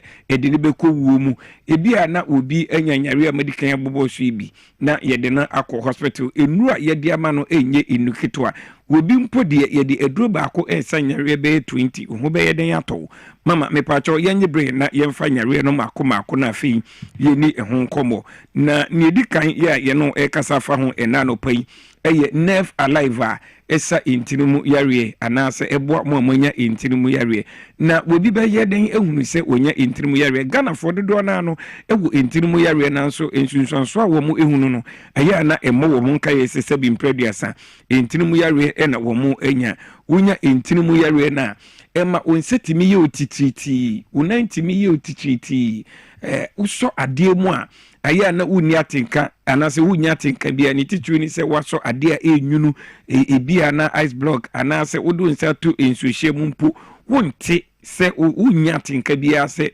wode onsa ka bibia enwunu anase bibia ehye mepacho hunu nsunsanso we ya na ebo nka ye se onya intirimu yare kro na no anide mu a wonante a na ayese pin anase panie bi ewo onan ene osirimu afei ewo ho na ayese fifre efiri wunsem ene onamu enti wonante na ohye mpaboa na ayese mpaboa no eroro wenum nyina no ebo nka yese wonya intirimu yare kro na no mepacho unya ema onase taitai aya na yese onase no ahono ni titu obi tena kamu kakra bia ansa na wobi sikra no na ayese ne nan no ne nase atatai mepacho unu sunsanso ya eno so ebon ka yese wonya intirimu yare kro yi woye bema etumi ma woye mre ewo kete so esanse ye mema no dumpe bia enim eyi intirimu ko a enti wonya intirimu yare a na chese wonya enemu enmeye enso enono enti uhunu nsunsanso we nyina na se wako hospital na doctor akacho se wonya intirimu yare a mepacho bomodian na hwehwe India fu adu a ebo adwuma ye fe ne Nerve Alive no woma onseka bia ebeboa na ayisa ohaw ni nyina afiri ho ama wasomu atimi adwo efe ma minkasa mfa ye adu a ye fe ne azaka no so India hama ene yakeka boma ye dia ye ahabanduro ya eboa mo amoyare diabetes anase esiche yare enrebi etwamu mama wobi enya esiche yare a na akwakoye eyemhihie nko a esanse unimse nyame ensane forma enwa ene de ne beku wuo mu diabetes anase esiche yare no ye wo type 1 ene ye wo type 2 se eye type 1 anase eye type 2 no mepacho nsunsanso a eye ohunu ne bi ni se wota edwunso ntentem kakra bi a na yese dwunso edo afi unum nsuonso a kakra bi a na yese insukom do eno achi uta edidi ntentem esan asiche yare na wanyanti udidi akakra bi na ayese ekomode afei unanti a na ohomete kakra bi a na ayese wabre sa enso ena ema osote ubehunu na wafon aye hata nyame anyadom obi ehu ana osusu adwombone edi emanse wonya yare kwankro me pacho unya diabetes anase unya asiche yare a edruba ko a ebebo ya eye India fo edru eye azaka mepacho diabetes krona no se ade twawa ubemia krona miamia eye na krono ewu ntu se krona atwache umia na ewu a ebia na eye diabetes yare ni bibomodin a na pe azaka na emwo na enyi yare ni emfi honum na ACC eye edru a on se me bubu yendo ni nyina so no yemfa aduro baako ense yare mienu da bi Indian fundo ni de aduro baako bia esa yare baako ena nyare a me bubu so nyina emre bi atwam ebowa na chese edu eko ewu mu enti enewu maame bi u papa bi ubusuani bi ena anya diabetes a me pacho mane hwehwe Indian fu aduro a ye frɛ azakai bi na enti emo ano ye no ekase nyina ohwe TV no so a ubehu se yen contact number no ewo so afi ye wo vivado wo ho a eno nso eye manya mojabroso anasa hypertension mo nso ye wo modru tatahwe ewo honum esan edwinti no nsusanso no mintimi emoboso wo ye be ma na wo ye mre wo ketem na wontimi mo adwuma ye wo me 40s wo honum a enye ye no madru bia wo no mama ohwa ye hyehye anasa utiri epa wo eye India ha ma ene ye de ye adru ya unuma ebo ma otimi gina na so obema na afo ye ketekete kra emutimi pagya ema emu yedu sa enso ena ye papa no ma monso manya 40 years 45 years and above manya prostate area no monso ye wo prostate live wo ho a moma monsa ekabia ebebo wo enu leading pharmacy herbal shops and drugstores nyina no uberuama ubenya ye no ni bi me pa cho fa ye contact number na oni ye eni nkombo 0558 724 302 0558 724 302 and 059 558 2628 fa number na friends say ya indo no do so esa ebrinti ebia na yentumi amo yare so na nanom se oton yare a na unya anu adu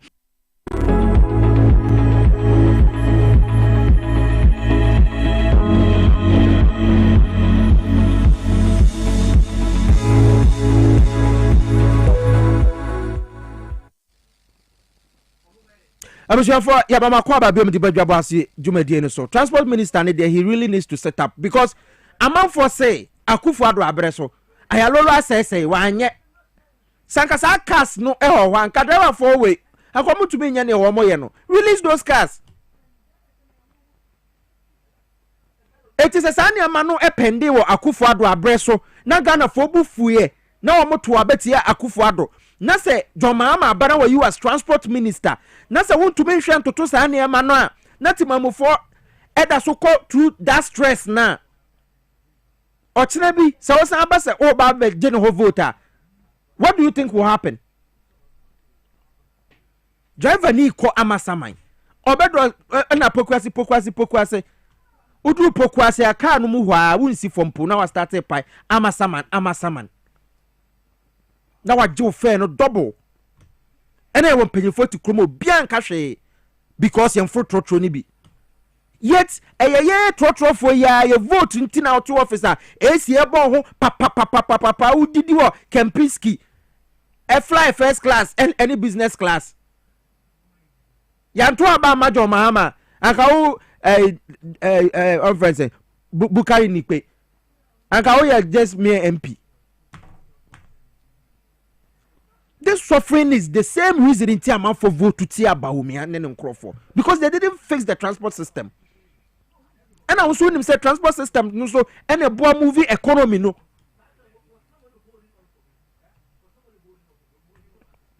Because your kids don't join trotro as someone found and the drivers are misbehaving. And it looks like nobody is around.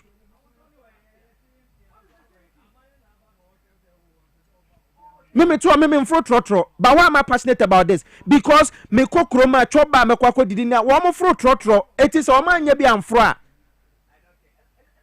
ye ka pa wa ho asema jonjina po bae wa fix ya de no VR boss ni ECG boss yes say ya da so won de ye biom ye nim se mo be fix ne akeka no nkakranka but transport system na chedodo ayalolo kasa say ka we mo jaikas negum Gawes MCE, you have to act on this.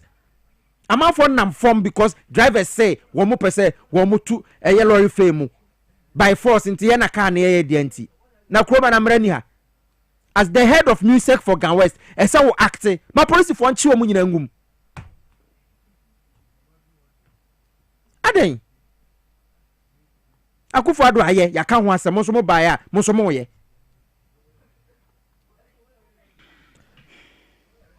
Many about to say. Namiadum.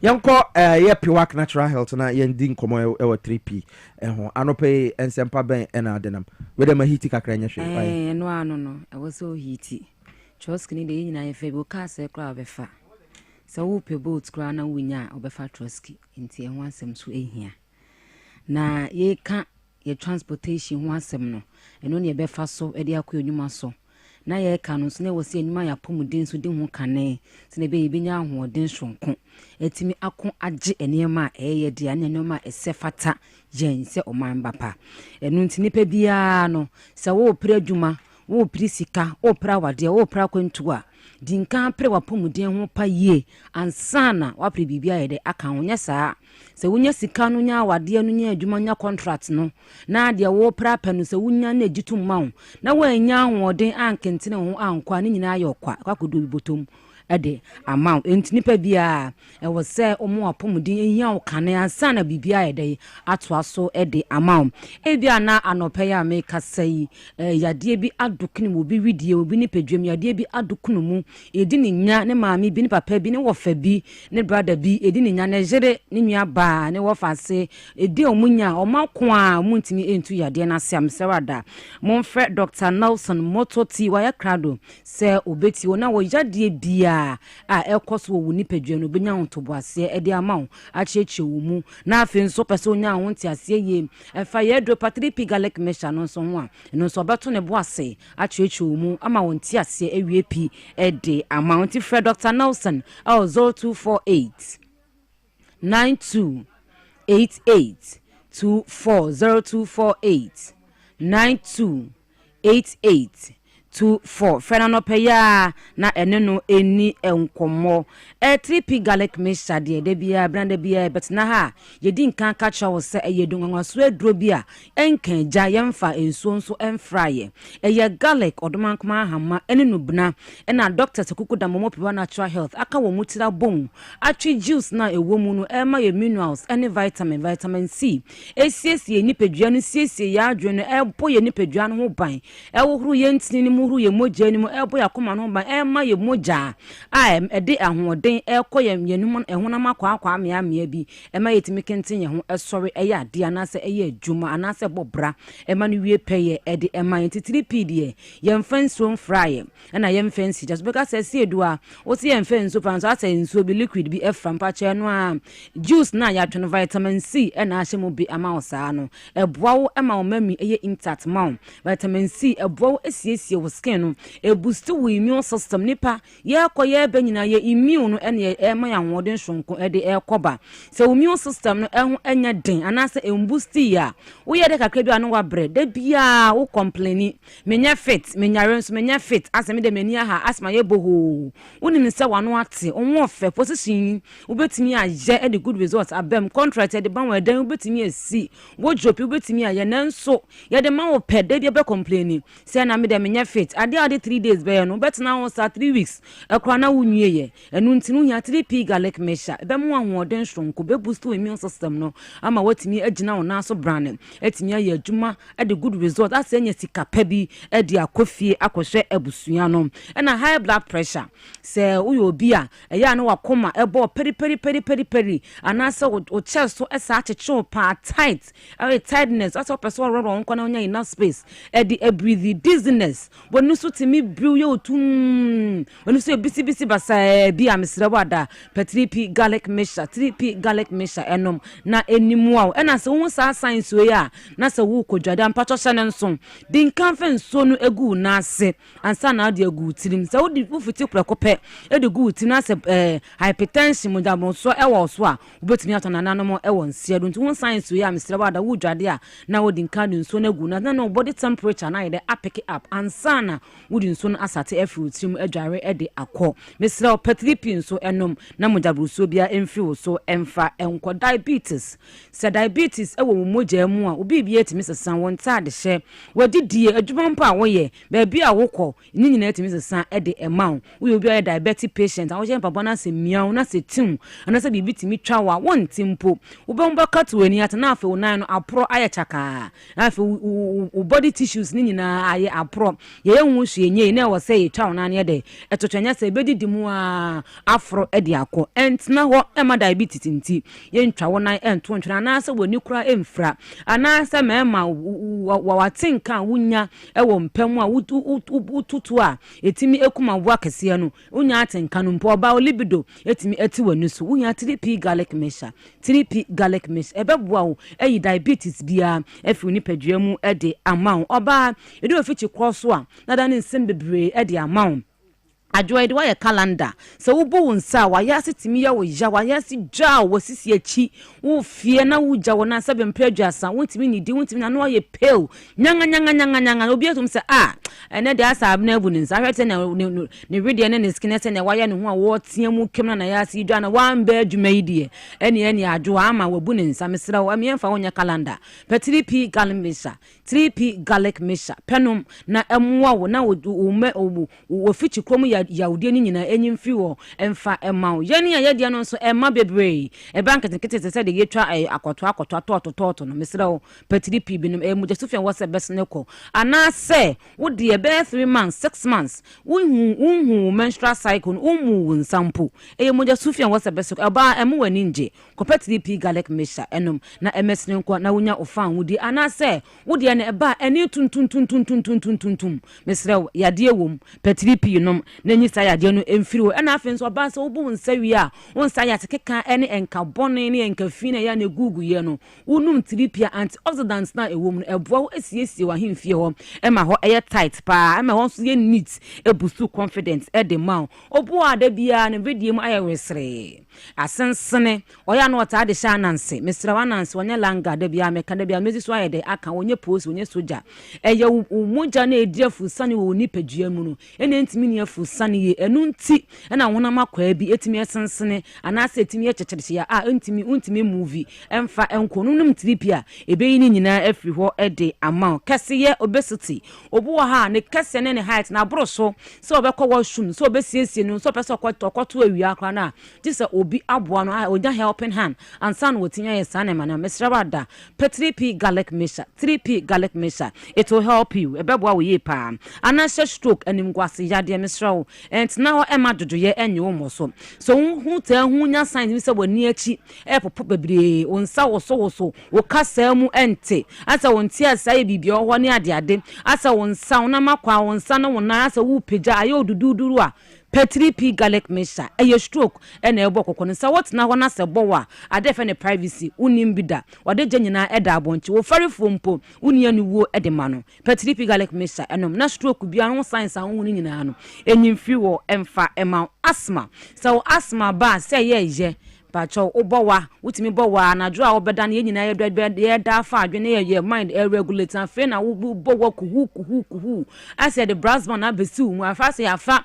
live band fo bi ene da besu mu na ye se mom emfama efiofo bi anti wo bowa na wo mu ehyehyew na wo mu eya wo ja wo chi enompe wo chi nkase no mu eya wo ja na wo mfe no mpe nyina ayiyi obre 3p garlic mixture ena sa wo nhumi koma se ye na ho menye de empie mai na wo say na tokro bia ba bedem ye mo ensa de sha okra na etimi ewura ho entina ho ema asthma enye obra emoso 3p garlic mixture 3p garlic mixture penom na emwa wo ye pa ena afen so bo a wo mpensunom say yanum so wo mpensunom so de bia every second was kwan kodonso every minute can please excuse me every second excuse I want to go to the washroom me pa chow 3p garlic mixture enom wonnum so na wota adonso a yade wo 3p binom na fe enimwa wo ye pa junk food ena na judidie ntia na jo heavy food na jo best 10-9 na fe na kwabrane bra Charles bra yaw waji fufuo pa ji benku no oba abedie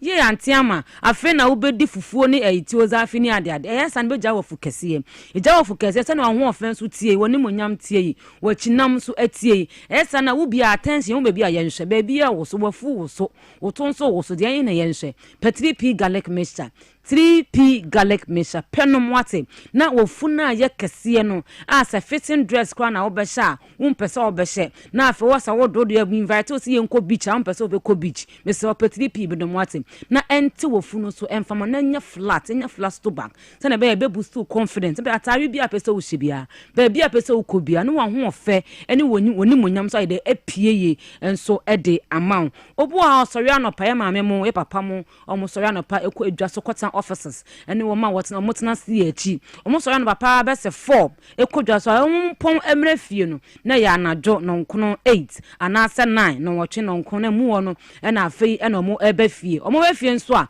omo kete ena omo ya aka wo mutimi enda 3p garlic mixture eno mwate 3p garlic mixture ebe boa wo ama sa wo pon kofi a wo betimi anom ada adidi abusu confidence na afei nso so wo pon no so so amachesa na awiem wonom 3p ni bi ne nidi na emfa emokobosu wo ha eduru awiem wo sasa na ne tifa pana na nusu ebri no ne nusu ni bisi basa bisa na maame entina ho ema ne kodudemu koya ayade kase 3p garlic mixture enom na enimu 3p so ko pharmacy shop okwa herbal shop so ko pebi ato na mo ka cho se ebi ni ho a pa chokwa bi foforo ne ko tobi enyina ho me nka ncho se piwak yenu na yemienu anasa yemien se do ne ba kope no ne 3p garlic mixture sei e na box no etie asansode na eda ha no eye garlic eye kokko ofro ekoso ase ya onse color green bi ahama design bi wodon safa so a eye rough na afen so etua na adwo no egum no ebo enti wo to a na wahweniye ebo pa enti wo to a na wahweniye na ne ti no so eye kokko ne ti no eye kokko enti okwa pharmacy shop okwa herbal shop okwa drug store bi ebenwo se wo 3p garlic mixture okwa ubenya bi ato enti akra okanhifo enkwa Kings Walk Kofi Sam ena Angel Herba asamanfo enko Wedma Pharmacy ena afenso Kumase for enko Dani Herba Kolinak Herba Chris K Herba Tamale wofa Kojo Herba opposite Tamale Tasho Rango de ben Lutromat wana wa enko mumuni away enterprise opposite wa Cathedral kofa widwan for yanko Gabson Pharmacy de ben total to Benoa Pharmacy ho yanko Abesam Takrade yanko AA Mensa yanko ko yanko Isaac Justo anasa Hillside Pharmacy ena afa asamanfo nyina yanko Ekus Pharmacy de Waterma community 5 Little George around people me run about wana okwa ubusa Ekusa ubenya bi ato opendo don so etua ubetimi akọ kanshi Angel Herba na akwa kotu de akwa akoto me so frɛ yen 0248 9288 24 0248 928824 and that's 0201 00 00 21 0201 00 00 21 yadia ya entina ho ema yadie eniunya enwa brabo emoso pedu pano enwa ne 3p garlic mixture na ye naturally organic yeah that's it okwa me tia dokwa Matias mamenye ninjama wa na me mfanko fama me okay iye kude nyesho so beti otikura enko bebia otikura enko bebia abuja for 3p garlic mixture ye do papa no asem na yeko ekodiero amanfo edi messages ne ba tell me the situation e koso e wokrum sene amanfo trotro drivers ne tete wo mabrabo GPRT for no wo moto ye den I think so okay anyway I mean making kind messages ni bina asemo messages making ni na yefo sadama Franco Trading Enterprise still phone papa fie ene Franco Trading Enterprise na sene dem ani say kono Nokia Samsung iPhones ya de ni nyina ba nya asem ketwa smart TVs ranging from 32 inches to 100 inches Franco air conditions ranging from 1.5 to 2.0 2.5 chest freezers ni bia ba bibre 18 Franco no washing machines, microwaves, CCTV cameras. Kone kwa jode. Ka unu say Franco ya tete ne ma so. 40% discount because the city now I stabilized a bit. Franco branch bi abetumi awura ho na one wonom so atumi akwa twetwe enkomo. 0246422338 0246422338 Ofra mpanyinfo ene ebetwetwe enkomo enso Let's Talk Educational Consult no enso say anope fa oba ne bra nipa na bono kwena ya pono kra okruma enka no kra nse ho enso ya na eti aso dem the politicians atem say politicians na enye politicians enso sanka mo yemo dwuma nso yi anka we nyina nso ma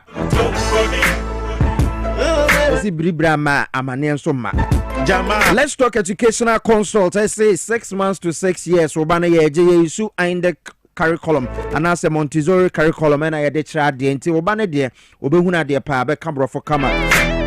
Just imagine a class 6 years I channel entrepreneurship. Power. Obenyini na wa bank public speaking nyina ye tre. Art. Ya wole Teshinungwa Estate, Mango Street in the so. Ya na mani 0249069821 for Madam Time Bomb. And pay 0249069821. What friend now wabejo so ama bibia so atumi akonkan.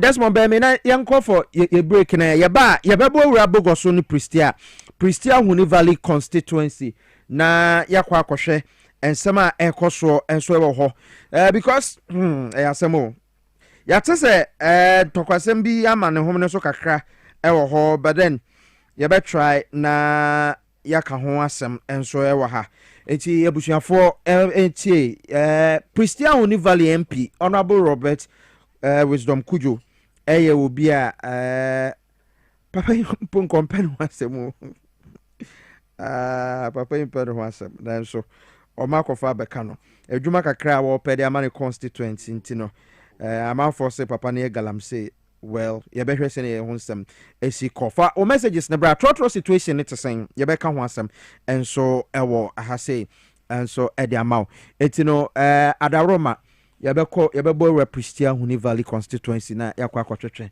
enkomo tew enso na yasan aba yebeko ni Ebenezer Amemagakpo aka Commander and Mohammed Awal the Bugoso Galamsey controversy anuntina yetia enanope oya deputy communications officer at the NDC our constituency deputy communications officer at the NDC with Pristia Huni Valley Mohammed Awal ena Ebenezer Amemagakpo Martin bibi aboko na yekrom tisen yekrom ye sa attention da ngo sa na eba ne say ma wo some of the press release bi aba mo kasa de afa MP yewura Robert Wisdom Kujo Danike wa ha Danike wa ha ena Abubakar Moro deputy constituency treasurer right ono so wa ha ena onipa yebo a ono so wa ha eh ena de mo so am ho pa o me go through mo press conference no but ye bebo ehon enkomo na yakwa kwhwe se ne eho ensem no esitie asem na nkasa etesen yesi mo MP eye galamse ewo Pristia Huni Valley bono so de bia asem menene bon komo I passionate about galamse and how you betuma use small scale mining to create wealth for the youth asem na nkasa etesen my brother memfa akonye we nchia we tiefo na minchia wa ahwefo na minchia Pristia Huni Valley constituent na minchia oye yewura Robert Wisdom Kujo ena yene MC oye Dr. Matthew aye na minchia NDC mbabu na wo Pristia Huni Valley hina minu adama ekan no ehun de wonsam na ahyasen ema etiefo ti ase de yene MP ni ye MP a ompen wasam a oye MP oye honest MP dani de hina no Emma MP no privilege odwin ne constituent no ho odwin mbobu na wo constituency no dem wo benye dwuma ye okay dem a won sabaye den ebekọwa no na menua ehwe Presea Huni Valley a or constituency a mbebu no one livelihood depend on or mining activities. Inti se mbebu no one livelihood it depend on mining activities as an MP mobetum ayen de dani de ina no oba pro de ne manfo one oye mining companies our constituency no won kunya twaka ana won kunya basa ye intino always MP no opro de mining companies liye won adwuma no na mbabun no so elinye bibi won so one side and akwana no inti imbra ye ne MP no honorable Robert Wozonkujo oye DC na the time no ye ne MP a owo Prestea Huni Valley ye oye yewura kwesible na ehwa eko aboso enclave ene oye bompie so de ko Huni Valley a concession a owo hinane ye Gophers Damanfo one concession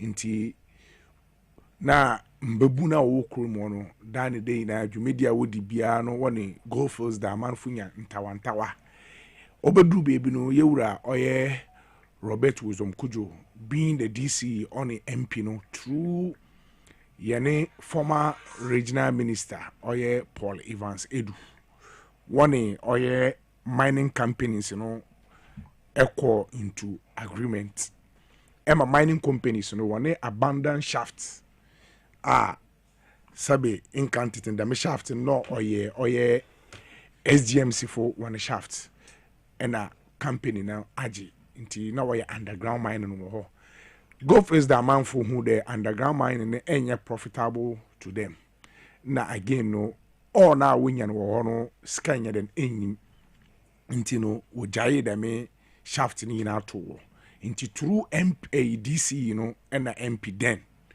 one Gophers for co agreement na Gophers for a release those areas in the ma community no dem community ni benye baby didi na once we nya somdwe what I won adwuma my brother I think there from 2010 deba 2016 yewura Robert Wozomkujo na MP no waji da me shaft na de man babu no wo ye adwuma no there is no party color ewo ho obi bia to me ye adwuma ni because one idea what the kwaji da me adwuma din de mbabu no benya adwuma ye den aye irrespective of your political affiliation.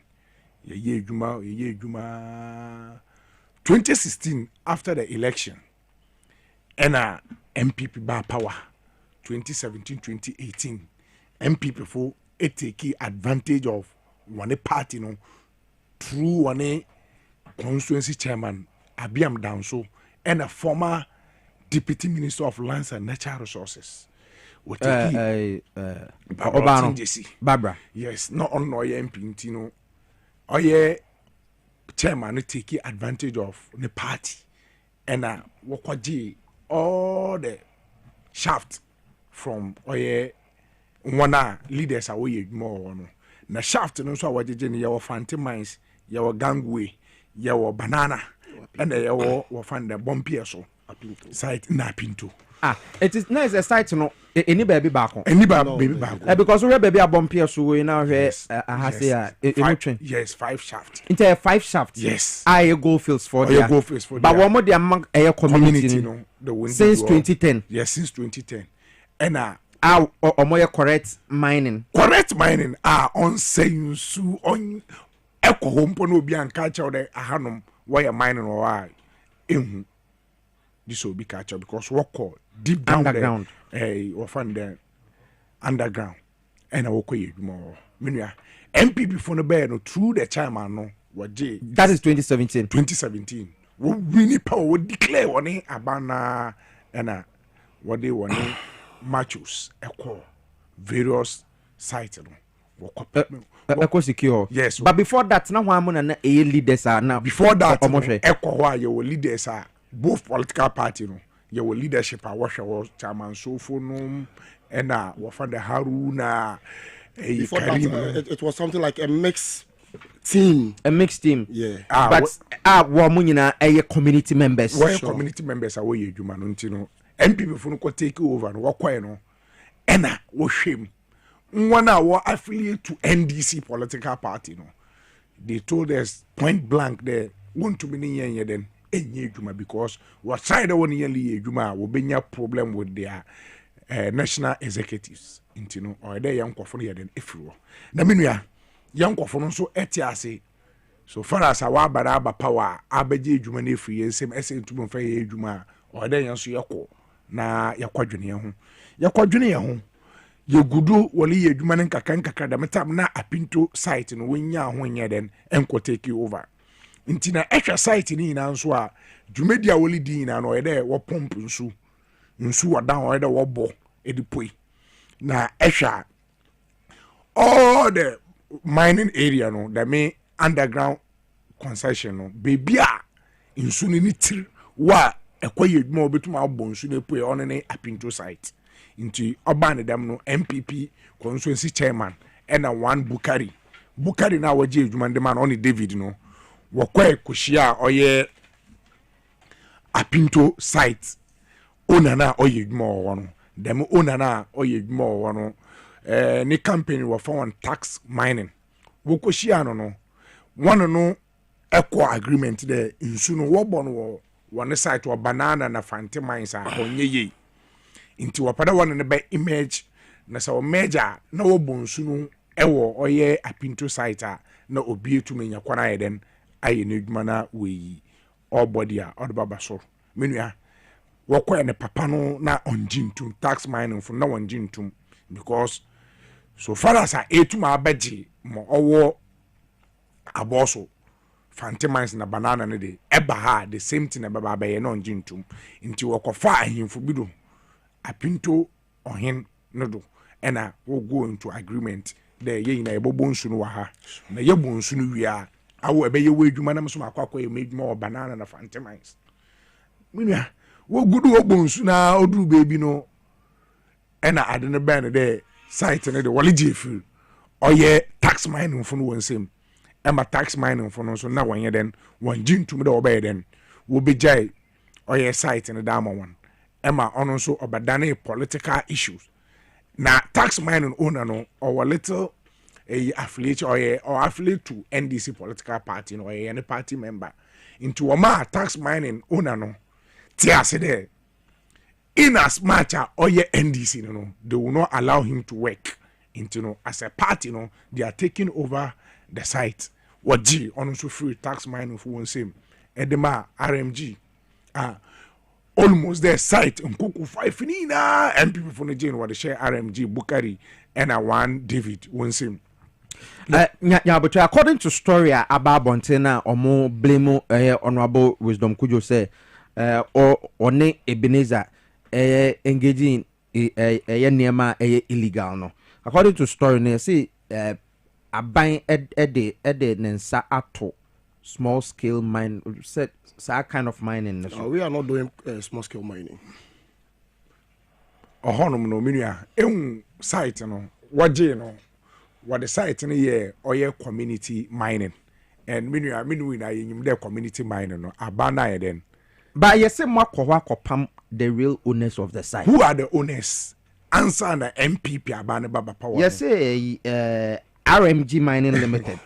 Storm and a reporting matanema ECG and ECG a disconnected light. Minua. That is what the story says. Yes. And story no nankasa no say ehwe story na yimpa or utter the story no ehwe ne starting na do ko end na ni na ne ye ploy they only their favor ni paymasters in a sense they ehwe story no say site no watakwa anameboa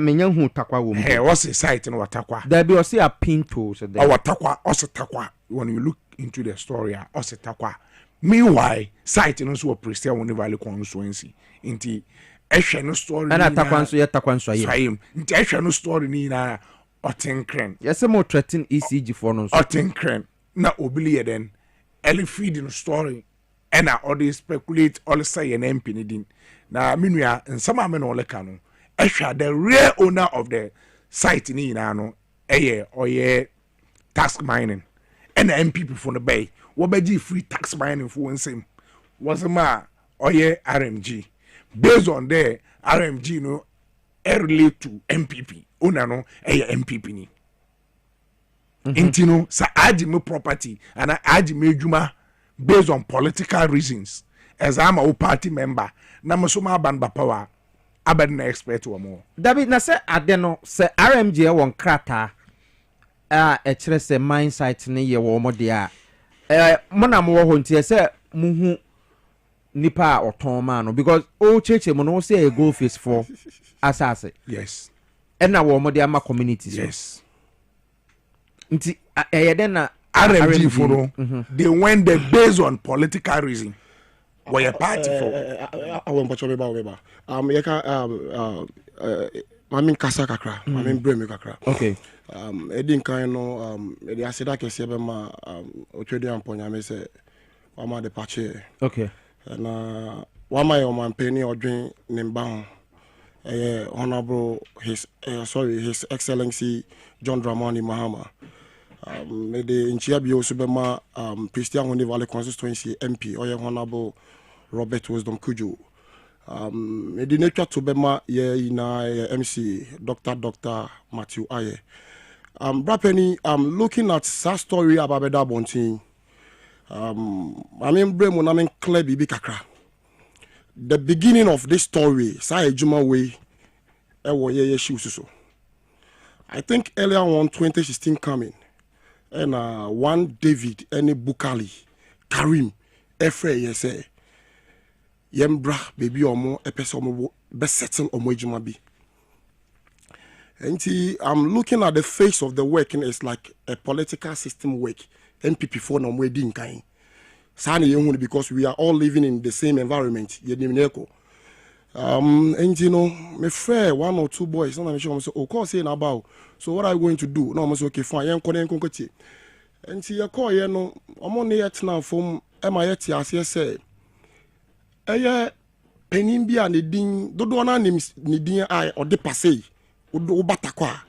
western region passé but na bro for din de Steven Sapon okay yeah omo bonsuo wo ye kan say apinto na apinto ni nsuo na omo bo no omo take advantage eba fantamize eba gege omo load nti yem pe kwan bi so na yen stop all, like that activities nti no won say sometimes wontimi nka semen show bi no mfiti pa ko say odi hu djuma e ma nti ye ko back to someone na ye friend passe no ebisa ne say e de na ko e ho na ka fa se djuma e kwan a go face for fast so a omo de ma passe no e de bae mitie nti no e old abandon shaft a omo nya djuma wo mpenifo tu ho na mo say omo pese youth no enya ejuma eye within NDC time era enti no passe tu ho na mo e ma go face for etata ne kaka like odu baby a nana na wo takwa no nana ngo sabe ta frache wonya ne baby ko na me ma na baby papa na on tray mai e na ogina mu e go face for say baby we mu nya ejuma wo hwe takwa so a youth ni bebre e fall into that mining system nti so obi aba enya adwempa say oba bebie ama youth na nya ejuma ya it will even just reduce some of your attacks because sometimes ebi mo ba omo man si mo okay we ena nyakopon ya adom bibia course so tra edema papa no nti papa no ne yentina ho e try ye nkomo no ne ekoso ne ade yina but the truth is sa we omo dia beto we na false allegation brapening ejuma no passe dia RMG for no ne omo betina ho e call 1-on-1 agreement say yeah there e phantomize wo there e tako can say apinto okay that area to force under Christian Honey Valley constituency okay eni takwan so ayem enti no yatina ho ye engineers for na catch we say ejuma na ye no ensuo ni ti e da apinto nti before ye betimi abo nsuo na cut down akaka ye ejuma no chese ye bebo nsuo no apinto nti muso mo dinkan mo na mo ye ejuma wa enke bibi te say wonchu bi ni ade no yemfa ye pumps mbeka ye modie no na yenye adwuma yembo nsuo ni mbom but ye bo nsuo no me gi me load e wo Fantamize na mo so ma gi mo de wo Apinto. That was the verbal agreement that they did. And between all the Pasay, no? Between Pasay, Nana Kakra, and Bukari and David. That's him. Because story na bo Bukari din. Yeah. Yeah. Also on the penny or that RMG. Or intro on nim no cray. On nim no cray, and we know the truth behind the story. Okay, so the story from the fourth estate in the say Abai are holding on community mining. And I'm on some more dear no so community mining intino according to the story. Intino akwa to say mobu Abai mraso. And story ne say one MP nam until omode one MP picture atare ho mo say we NDC activist a one MP nam de na say MP no for so just ask them. Time on ebe frame me be ye juma me me call be ye juma mo. I spent 1 year 6 months with them. Ye no be so mo say wine e frame table no so the same table na yet na odi nkomo no. Why mo no mo frame wo so? E catch me say you follow into NDC into mo ntimi fa ye juma. Is abiam dan so Babrotin Jesse, Bukali and David. Into am na call twin ejuma no epam ayam Crawford no. And yes, me Crawford. Are you okay with me, senior? Yeah. And me at Benyega. I'm not sure Dimbi or I say Abuyanga. No, that's not the right name. Me didn't at Benyega. Okay. And me naming Crawford. Yeah, Juma Momo without paying us even a pain. 1 year, 6 solid months. And a Juma Momo. Are you okay with me? I did be a what site will be ano. Yeah. But later on, MPP bar power no. That they said no. Almost frame me with you. Okay. Say bra me me boys in bra. And you catch even yet enough from crowd biam that chairman no. E catch me at Benyega say. Sasemi I be can won shada here na ye nche santini engineer ho. I say okay wow. But before me call an neighbor na me name in common mobedi because within them no na obi mo en supporting no mo ye so. Into mo frame no mo catch me say omo ntimi omo mpanifo na omo national ntimi nhwe sa omo nkola no enye adwuma na NDC fo no ye adwuma e ba ne sa na mpanifo no omo ntimi mo omo support so they sack us. That was Tuesday around 11:37 early in the morning. And senior and you tama MPP buy no okay eti my member commander so commander nti den na ema asese a wo mo say MP na o illegal na yemfa community menua enhu de dwumedia yedi no wo no o community mining okay and aba na revoke all the licenses na aba na the cooperative mining there then ederba okay nti ehwa the me site na ma body na ache nyina no through the MP and the community folks no ye dizina kwa abana capture na under the cooperative mining or into process. Okay. Fine. So we into process honum so baby answer na be more there then ebonsu epompunsu inti say ECG ebetwa lighting na yam pompunsu na what will be the end result? A hobe flood. Or flood at the end of the day no on my then it collapse and I'm a aban be ready there be cooperative mining or na eka aba because it is already a mines are run dada okay inti MP onu bukari na nkasa e the case no ekba military wo ben wo ba harass one wo site wo workers we and I'll talk about that inti no oba soldiers in the bay no party executives no yakwa intervene. Aside that, no sounds so far or police for even police for no shoot to be prano. Emma district police command regional police commander or watakwa case no one in same shot of my men. What is shame? Na sa MP community na edwuma wo na Bukari no use party powers and party influence because pay any information ye kita no oye ECG boss no watakwa no and Bukari no tracker bi wo inti so use no other collapse ejuma no totally as a party yɛntena wɔ on concern ma adwuma no collapse na mbebu no embe ye burden on the government, because at the end of the day, government also be create jobs and actually any unemployment deficit or the na the mbebu over 5,000 people do 10,000 our benefit from adwuma no directly na indirect from the job nso one of fi on independent na adwuma no gu na dem nkofo no ko wenye biamba amfa biambefia. What are we going to tell the people? Eban say yeloko oye campaign 2028 intino as a party na MP ye jitum do oye there ECG for restore power na back na menu mo oye asef no mpone there on Bukari RMG and a David Jumedia wodi no site wo hina no na what the ECG ka I want to mentua da meka but MP ma want restore power we adwuma nkaka no all those debts oye tax mining fire then etua intino mayele kanyina ne there those site avenue obe ease pressure on the government na we create sustainable job ezama mbubum na abanu so na so my then adweno because eco presale univalia your mining companies, large mining companies, a bit the heat go face on started process or process all eco go face that man why him go face that man when problems are waba eco sanko for gold the capacity near then ewo form in this regard na the companies want to absorb youth na youth unemployment in about so na you those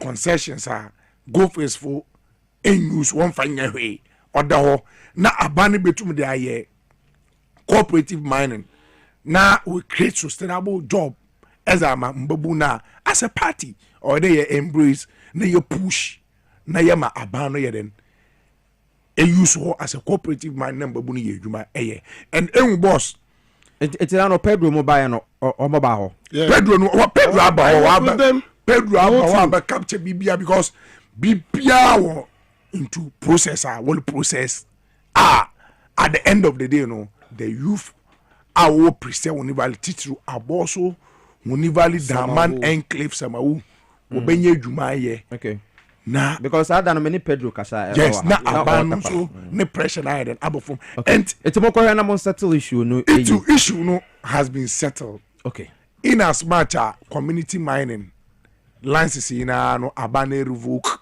ayele cooperative mining na dem areas yeda kwa abanoli and cooperative mining there ma aboso sama youth and a bumpy so youth and to prevent collapse no ntina mobile show yes okay, MP no etro kweda wongo so and wa enyimo sa MP ni yobi asabe oyanyamisuro ni yimpa MP ni yobi a odwin ne manfo ho intino at the end of the day MP he is fighting for ne nkofo wona yedi okay ekwana ne nkofo benye adwuma ye and mayele catch Fort Estate from there was in Kanye story be with regards to site bi a was MP as nkofo bi akọ ema wolu kwakọ egelem so at the end of the day na onya no kwa into Fort Estate for yesra one Jumedi another one in Carter na wada abonte yele hwe won enyim de wo baba po MP ni chaw because mawoye ni na poor journalism and force from the allegation and what to MP no okay eminenti I think say you've made your case clear. Ebenezer yeah brapeni yeah kasa ne baba ko ye no pese me din komo kakra bi within let's say 1 minute ye din komo no na ye hwe ye bambo se me ho impenifo bi a omo ebe take office for now omo boy ho by organa enya be nko honestly speaking site ho no enya ma bi ba ko bi enko ye but me din kan aboni pa ba ko din kenotali ye pese onye aware say like ebi mo braye answer na NDC eba power okay ɛna ndc mba power no ɛna wo ni office ho enti sɛ obi betimi asoma wo sɛ bra na be shoot the party boys just to waste their life happen baako sorry happen baako mienu miensa enan me too enan edu baby ni kra no na ayi sɛ eni enyan ba ne ayi pese ye ka maneti ase ni sɛ this time around we are not going to just give him that peace honestly speaking because me jina homa ye can say NDC youth e me constituency and so be kaya the time I came to Japan e bo me suspect enemy boys well then anya me busua o e party no enti e no mo publish me sa enti ni se nyakopon ya dom na se NDC ya ba be mu a yeswe no na so tesa office one ma until now ye honestly speaking he shouldn't just move his boys around to just do nonsense. And we are not going to just do that. We are not going to accept that anymore because campaign. You are not there. You don't know the amount of energy, the money that you use in your campaign. Huh? Or try the 5th time. I'm coming back to Accra here to see him in court because what this guy will chain. I don't want to go deep. Boss, kono MP no. Ne approach o take ya CC MP no oversight nsansaba okukọ do site we hina no otum de na no tum no as a result of the intawantawa be RMG and tax mining for one team no Blue Gate wo ba Blue Gate wo be minti and a Blue Gate for no wa assign MP do onko national security for assign MP do onko hwe na asomdwe den Embra. Okay. Na nimpa. O start yo yedwuma previously. MP fu baji ni nsem no nya kware nyeden. Yedwuma. Okay. Exactly. Enti eno na MP na kware. Okay. Enti ebesere. Me da se. Na boss, ye lukwe. Ehwe the medwumedi a site ya ye kan wasem na as a result of MP before no wickedness through one chairman and one former MP no. Woma a boss youth and a bomb peer so na pinto youth. Wakwa wunchi wakwa wunye minti no ena presia unival constituent watu abama NDC yewura John Dramani ma amanya difference 25,000 plus against oye no opponent inti abesre party no ye na ye adwuma party ni ba power ewo grassroots say ka bibia wontie yen and me hope ne there abano under the reset agenda no maybe can so betien na yellow coin na echi no yellow remind yewura His Excellency John Dramani Mahama promise was mine there o nyame pe na what abama na Prestia Bogosu route oba fix amayen including Prestia township ye wa tweyim ayelu hwenenyim there o nyame pe this budget all ba read e November no Prestia Bogosu route no o just 27.5 kilometers. Yellow him there, President. Eba capture ya no kwano under the big push. Na ekwano wa fix amen na assurance yezema NDC National Executive in there. Se presable Bogosu route no wa fix man within next year. Na the following year wotumi Bogosu town route. Where aboso Huni Valley town route as a man. Na ye ni feeder routes wa upgrade na. Inshallah 2028 Prestia Valley Abama NDC difference 30,000 plus. Dema ya promise 2024 no. Dema promise na yazama wantino yesre president ena route minister onhwena Prestia Bogosu route ena Prestia Valley township Prestia Valley route no woba fix amayen ma wo feeder routes na woba yamayen. Okay, ya say yemfa enkomonisi a Prestia Valley NDC nkrofo na one more ebo NDC for ne mabru no ho ban e de amanti nipa ate nka sese deputy communication officer de ma NDC Prestia Valley Alhaji Awal na Feyote Ebenezer amemegakpo enti ma yemfansi minim say issues no national security for abamu ide I think say amicably ebekoso kama enti no Madam Ase Sano pay mutume baye metia MP so right yo yes yeah the wasi all right akonya okay Danny K youth organizer Abubakar Moro onipa ye boa monyina no yada amase samo so mutumi ba Dwabo Ase dwumade ne to so quickly ye betena say later na ye ne deputy managing director dema Ghana Post atwetwe enkomo ye wura Kingsley Benie na yebedi galamse ho nkomo because he said galamse ne de ya sempa but yebeka ho asem ne the why am amana fenon trise odebebom transport issues no so no asem yebeka time na ya ka ho asem later on the news yebeka transport no wasem also am for the messages breme ewo Facebook feed so ma menhwe se metima kenkai bia na yen call Lawson about 9 okay ma yen call Lawson se CI na yen call twetwen enkomo the Virgin Sun aba Virgin Sun waba beduru yen ne call twetwen enkomo Kofisa ma wose Metro Mass ne wo he na gise me bisa mpanyefo no Metro Mass wo mo nya intracity wo mo ya long journey sana aban no ehhehye no ayalolo na ese tumi edi sa adwuma no wo say action now wo mo nya action na minister ne de I think say why slow amame the Virgin Sun it is saying radio adom PC Dr. Lawson ho ye na me adom na wo tu kwan ya onkra asemu ye beka no wetiri ho wo tu kwan ya onkra asemu ye beka no ye na ya Virgin Sun ene mini mrenka nya sa adan bre aka beka no nya bre nyabotre asemba ya nyabotre asemba me nyabotre esa nkofo no mutiecho beka onza afido onzo obi awo the master ti usokola usa ana onim obi awo the master o hadio ai obi ade awo the master o master ba no obu mu that's a baby aboko dey radio domini abema na also nyame adom am say last week me buy na woni antina ma me busa no na me ko di dwuma bi wo baby no kre say umfu do so a also ye ni na basa Dr. Lawson ho ye nyame adom Virgin doctor no ho ye pa anopa kura wo hwe me wo de emro ne ba me de nuo na ba okay what you say ye be chire mu ne aton ekua genetic ana won ti ase objadwa masumu sa mami bi obenya UPS ho na mame na wase anopai na menchia Power FM T4 any TV SYZ tahwefo ya joso wona e Facebook na de ba ko ada bia me baka safidie so a e ma machi taifo nyina mitimi nya akokoduru ni arehemu e de kasa ne se enano me customer bi ho okay na namni ni kodi nkomo kakra afa hawa product no esimove na me draw Virgin Sun hu wache say nansen TV so nko na ma say sa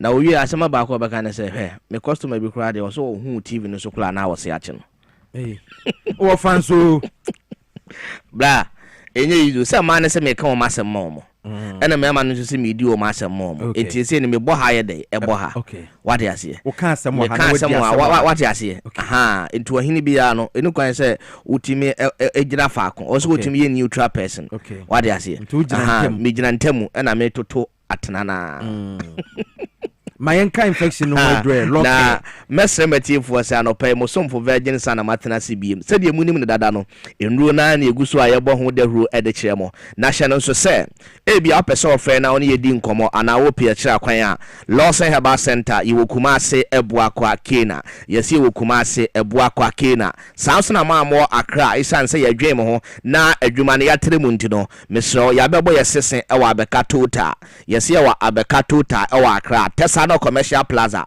build na se ope e na won sabe ka Lawson Herbal Center nemum hye no so se enu makomakomi ensan ye de abedwa man so ne de e wo pharmacy ne herbal shop baabi abeko bia etu nuro ton bia no mesre okwa obenya bi ato nemum your telephone numbers no enihi afa ebia ya rebi ne wodi asiada ne nkodada eni amowoni da so asa wobama bu e wa brabo kra oboma Dr. Lawson se frɛ ne yemfa duro ni binya de enkan your telephone numbers no e 0242 133 577 0242 133 577 0248 6199 0248 6199 mahwɛfoɔ ne matiefoɔ medical ka kyerɛ sɛ nuo ne yamiensa yɛwɔ lɔsen herbal mixture ɛwɔ hɔ yɛwɔ lɔsen delay man capsules nso wɔ hɔ yɛwɔ lɔke herbal mixture nso odwaman so na adeɛ ma nuo ne miensa nyinaa ɛyɛ nwanwasoɔ ne sɛ sɛ nuo miensa no adom a nyankopɔn de ma Dr. Lawson ti no ebia nso wɔ ne ekɔ nipadua ne ma yare a etu so sa anaasɛ ekɔkutia enti anɔpɛ me nsɛm bre no ma me no ni komo sima ɛmfa duro a yɛto ne din Lawson herbal mixture Lawson herbal mixture ɛyɛ bibiduro na bibiduro ɛyɛ ne hyɛ yɛde haban enua nkohini enua na bena different maako 36 ɛna yɛde Lawson herbal mixture enti Lawson herbal mixture nko ane bibiduro a enemu a sabi modi akoyɛ sisi yareɛ enewu sisi nti untimi nante yie usisi sabi akyea enam so ama wona ma wo do fa ene nante eduru ma bia no wakoma wo because of sisi yareɛ usisi wachiri kase no eya na mu hyehyew emu tutou eduru ma bia untimi nyina ntentene enche because of sisi yareɛ woda kora na enye easy ubenso ni padua no woda fa akosa no otise emu eya wo ya ma Lawson herbal mixture nya wodru se when you be draw a kutia sisi yare a etimi fight for waist pains a enei ebi amama na adosu ni paduanem anase ebi asisiere enokura bema wonum Lawson herbal mixture toa so be 3 bottles to 4 a ubonse sisi yare ne nyina ye dai ekọ wonso de na koye awututuo we de akwa sasabro enei ensuo totọ weda no emaye nwunu enti sambre na sasabro wawo tutuo ama ne homne so ewo dipadua ne mu entu ne ahoto wonom Lawson herbal mixture ebia sabi woda na dwo wuntimi nda nipadua na emu hyehyew eya na woda sori ase aboro kete so enti na ewu ne ahotokora no wonom Lawson herbal mixture na wenkuo ne abibiduru a enei metimi de mensasi mebo na maka kye wo se yakofa dua efe ne dunsukro yakofa dua efe ne kumnim yakofa kokrodo so anase ma organic ko aman ni nyina wo Lawson herbal mixture ani dua bebre keka ho no mesrew yede aye enti wonom na ya honam yare yanko ade a ewo so yare no woni padua ne emu etimejo enti wonom Lawson herbal mixture honam ya no etu ase dekudekutu nanso mo a monso mo de akoye ntirimu yare eya na eduruma bi a to asintini eya na etwetwon eduruma bi a wotena se a na ama woni padua no woni ahoto enti mesema hefo de matiefuo nyira se Lawson herbal mixture no eda ye wodru a enei ubetimi edi aboa woni padua no ama ni padua no etimi anya ahodene enti wa wutie me no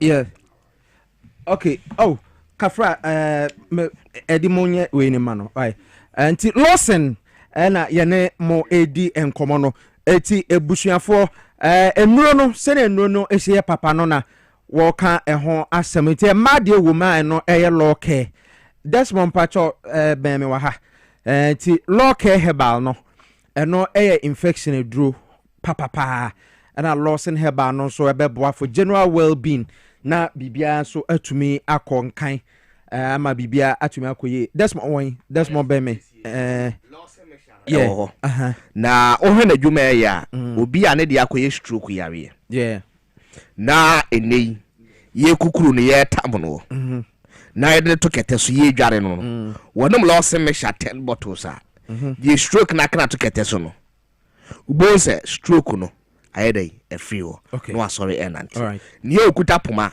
ontimi nsori nante no se onom Lawson mixture 5 bottles a no atopoma ayedai ato atwene okay enti wo he Lawson herbal mixture na dwuma ye ne se eye dwuma fantiri mo ekutia ni padua no na ayi amama ye de efi ni padua nim na afa ya mabogya timi ye de edi afrisane enti obi a wo tie mi a wo hema no pe no wo ma Lawson herbal mixture ne enye na aduru tatahwe a ebeboa wo na ye numbers no eye 0242 133 577 0242 133 577 0248 61 9999 0248 61 9999 yellow locker herbal mixture no infection edru we infection edru all right na locker adwuma eye ne se obi a enei wakonya namu nsa yare a ye friend old day pua oba no a enei ama nsuo fitaa bi epia ahemfie ɛyɛ ɛba ɛyɛ no na ahemfie ɔyɛ dɛ ɛkeka no ɛduru ma bi ɔne bɛrima no hyia a ɔnni atenka wate aseɛ enti ɔnom la ɔka hɛba me hyɛ no a na ahemfie ɔno ɛbɛsiesie no na ama ahemfie hɔ ayɛ dɛ adry ɛnkabɔne bi anyɛ dɛ ɛma ahemfie hɔ enti wɔnom la ɔka hɛba me hyɛ no a ɛna ɛbɛboa wo na ama wo nipadua no ahemfie ɔno atumi ayɛ dɛ ayɛ korɔgyen wate aseɛ asiesie ɔbaa no ɛna sɛ bɛrima ne ba a sɛ sika a ɔbɛma wo bi sɛ yɛ ka a ɔbɛkyɛ wo bi sɛ yɛ dan papa na ɔsɔ ɔrent ma wa ɔno di nhyiamu no na ahemfie ɔno kye na ɛbɛma nea woka bia no ɔyɛ de ɔde ayɛ ama wo enti wɔbaa bi a ɔbɛnom la ɔkɛɛ no bɛrima ntimi ntwi no kɔndɛm da bra wate aseɛ because lɔɔkɛɛ no wohwɛ no fotene ogyama haban asaawa haban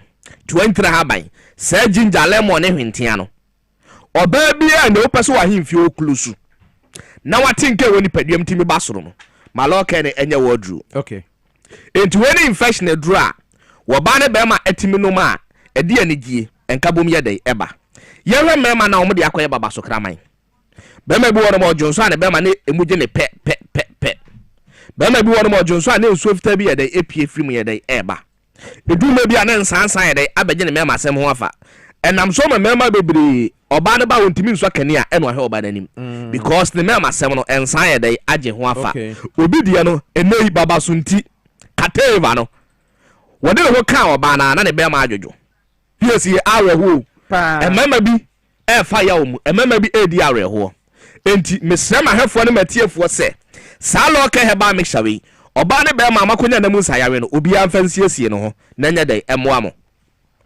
enti delay man capsules no ɛwɔ hɔ delay no deɛ ɛyɛ maaduro tatahwe mefa biara no makae me secret na saa secret menko a na menim na bɛrima biara ɛnɛ yi ɔno nso pɛ sɛ ɔnya secret ɛde sɛ me virgin son no ɔmpɛ delay no akyira kwan na adeɛ baako ɛha me ne sɛ ɛnɛ yi meda hɔ nom saa na na biribi de mekasa piesie nra wo ɛna mekasa saa sɛ ne mmeranteɛ no sɛ woduru mmerante bere mu a ɛwɔ sɛ onipadua no wohwɛ sɛ wobɛtumi agye w'ani ɛnigye abɛyɛ ne sɛ wobɛyɛ adwuma apɛ sika na wasom nyame yie na wahyɛ nyankopɔn sɛ wɔma wo nkwatentene na mmom ɔma asɛm no deɛ ɛmfa ni agorɔ ɛno anso ne delay ma edu anadwo a wurawura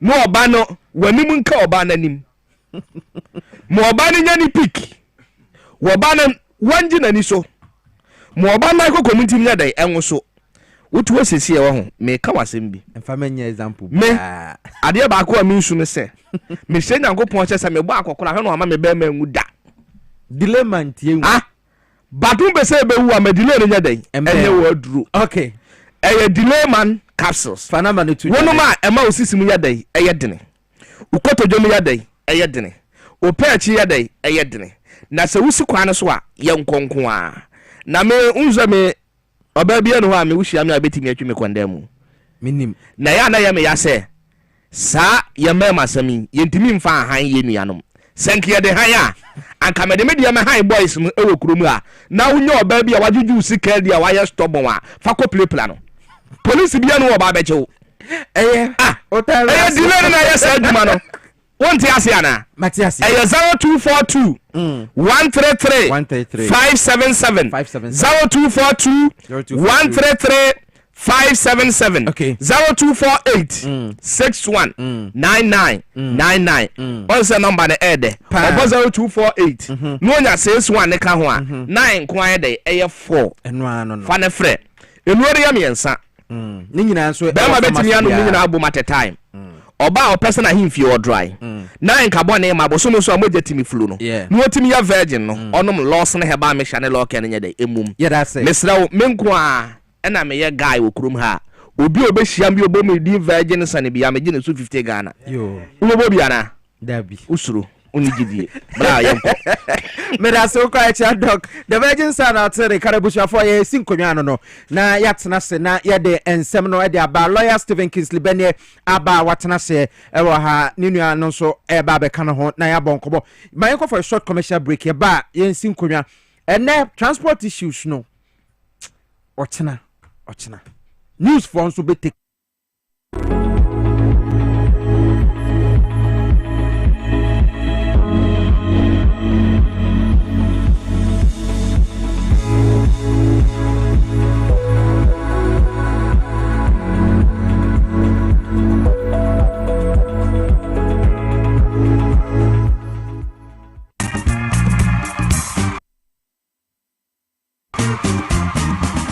Thanks to President Mahama, Nkrumah Fest. Very exciting. And this journey to Nkrofo is a journey of discovery. Double of Chiefs, picnic. Nkrumah Fest 2025. A journey to Nkrofo. Come, let's celebrate Osajifo Dr. Kwame Nkrumah's birthday. I commend the people of Nzemaland and Nkrofo for instituting this annual celebration. To celebrate this great man, we'll recognize this festival with the title The Journey to Nkrofo as one of the official events on Ghana's tourism calendar. Hello everyone, my name is Charlotte Ase. Jesse Ejapon. My name is Gifty. Andrew Tando Adote. My name is Shebra Inaudible. Join me in Nzemamale As we journey back to Nkrofo to celebrate Osajifo Dr. Kwame Nkrumah. Nkrumah Fest. Nkrumah Fest. Nkrumah Fest 2025. See you there. Everyone of you want I'm going to say.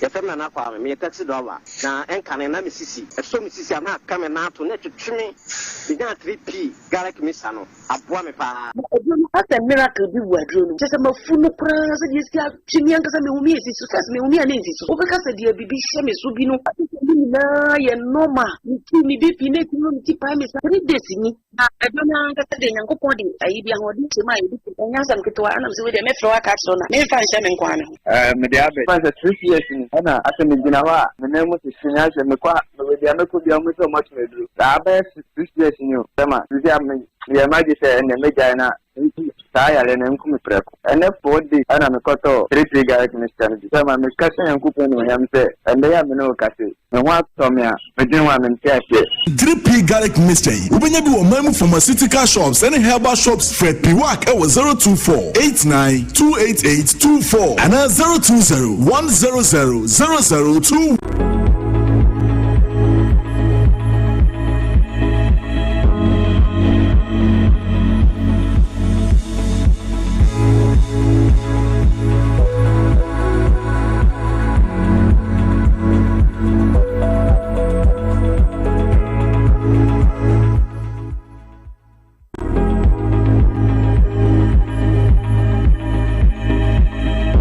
Araba Bazen Pills.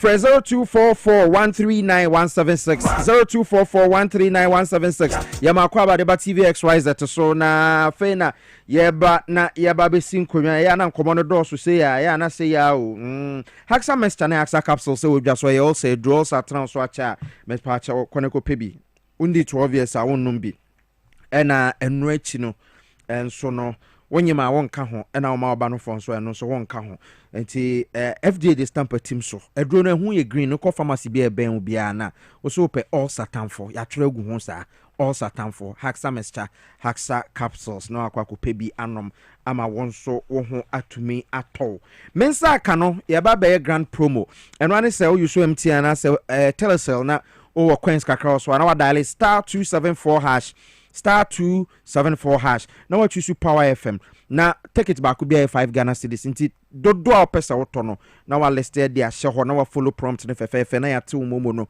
bo pin boko na yate na wa train ye draw no na udia sikabeba wo phone so betumi di up to 50,000 Ghana cedis. Kai say your NLA Caritas platform no enso kama pa. So like natural clinic say ya de be how bi abra. Na say ye de dro bi aba liver any kidney issues no Solak Natural Clinic ebetumi aboa pa Dr. Solomon Apia Kubia wode Solak Natural Clinic e bae no we will be our being one room or a university trained biochemist into ono ochire wedru a na say edru no ejina na na so pepe koneko pe bi e wona so ye machine say de fibroid scan and afi prostate scan. September a prostate awareness month. Into Bema, we bet you for our prostate scan no. Now I should see in some and so esetie. Bibia be koso kama pa and so edi amount.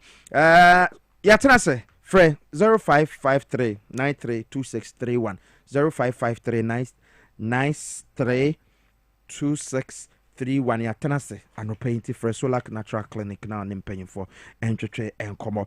Stephen Kingsley Benie a lawyer nima pa on deputy managing director for Ghana Posts watenase council mache yeah I mean yeah bibia boko o mai kepe ja kosoro kaka twum obade adom me hoye na so e nyame adom me hoye Albert Derrick Fiatui enso executive director Emma Simag. Derrick Mache. Thank you. Be Mike remame. O de brofo na. Mache no aje so. Eja. True the some catch us suyan. I'm learning. Because Simag for adwuma na eden. Na mass radio no. Tree no na kasa e kopa. So na be ya mo betumi anya impact eyie. Eti tree ni de ese usuya pa. Ope obi amana sua ela betuma kire for small fee. Okay, I'll do that. Now, Simagre the Center for International Maritime Affairs Ghana. Okay, Center for International Maritime Affairs Ghana. It is ya kagalam say ho asema mo you interested because maritime ho ne man dey say shona galam say shona so etnya ebebopum eti we will get there but maminje lawyer initial comments about Enra Ghana Bar Association or more lawyer Dr. Dominic Ayine our attorney general ko kasa wo ho obona dwen say Ghana Bar Association niema wo mo video ni dey abo aminim say onso wahwe so video so wahwe okay anti yabo anopay many Ghana Bar Association PRO no so kasa say na wutie anti kira wadwen me da sim amincha anopay na amincha menui mencha XYZ mo bodwuma bigodu he bigedu ne ho ya nyame me neighbor onso hunu ne ho ya pa regional chairman council of state and na me no kasa ye born no ndu a 10 nkra bebra wa mo scholarship so nim so university Cav University minim pa ade a we ase obi nya bi da Cav dey say ya yo mo ho adwuma na say ni kromfo nyina nko ne free unim say me nya sanfa so ne bi enam so na metim be lawyer wow hey ene bi gedo aya mente ha me ne ho me makura ase fo ne hwe bia wo hwe me bia ni ono na da roma papa me se ne ba enti ne botena Cav University main campus ewo Pudumbram wo ma eba na wo scholarship no program ne koso 10 o'clock awo ne ade ne enti minim se ebi onam kwan so kra awoko nyame be hira no yes nyame go social because wa komapa and wa boa nipa bebre wow ye ko be 1000 numbers no yes ye go so aye quality is not easy nyame shano aminshano paye ne adwumade ene sa ade na wa ya mayen okay and then so ye me MC honorable Sebastian Obin MC bibie na anwa so kwa na ne birthday enu nti me fa konya we so na ma stress nyankopon kan no ma na kokuduro no nti me fa anya adwuma ye mo bibie na anwa so kwa onse bibie ne anwa so de ho ehpa midru obi ana mani age na omo adwuma mayen yes me nua ubisa me se me ko bi manko I didn't know uncle. I didn't know their politics. Ghana Bar Association. We first nanko form register. Almost extend deadline. Sir? Conference, yes. No more na much pacho. Na man form register because I didn't know. Odo any je ahun farmer ho prepare person the corner na free ho because MPP ba power bia ye kwa omu ja platform no ma Godfrey Dame any president Akufo-Addo mom de be amanyo semo ho. Nanya the same platform you know de bi ma ye ko sunyan ye ko ho anu guase pa na si wo ho aden na one odame be ye campaign tia mahama ho a ye born away kra so ti ase yeah dent na was basa and asem na ono abato ne general aka no awun se so we video am se na mafo bo mo nsam temo ka se ya so bias and partisan no na obi e born nsam because eya dia ye nyina ye di ho ya se ku a obi a wo mu bi amanyo ku no obi a wo mu bi na ye German people fo ayisu as there two nya na na sha ase o ye constitution we MPP na influence Ghana ba association mo mu yo mo free mu 1992 constitution democrat mo ni moral rights am be criticize the constitution ne say article 146 no enye ne ade mokobi ayo na anko no why were you not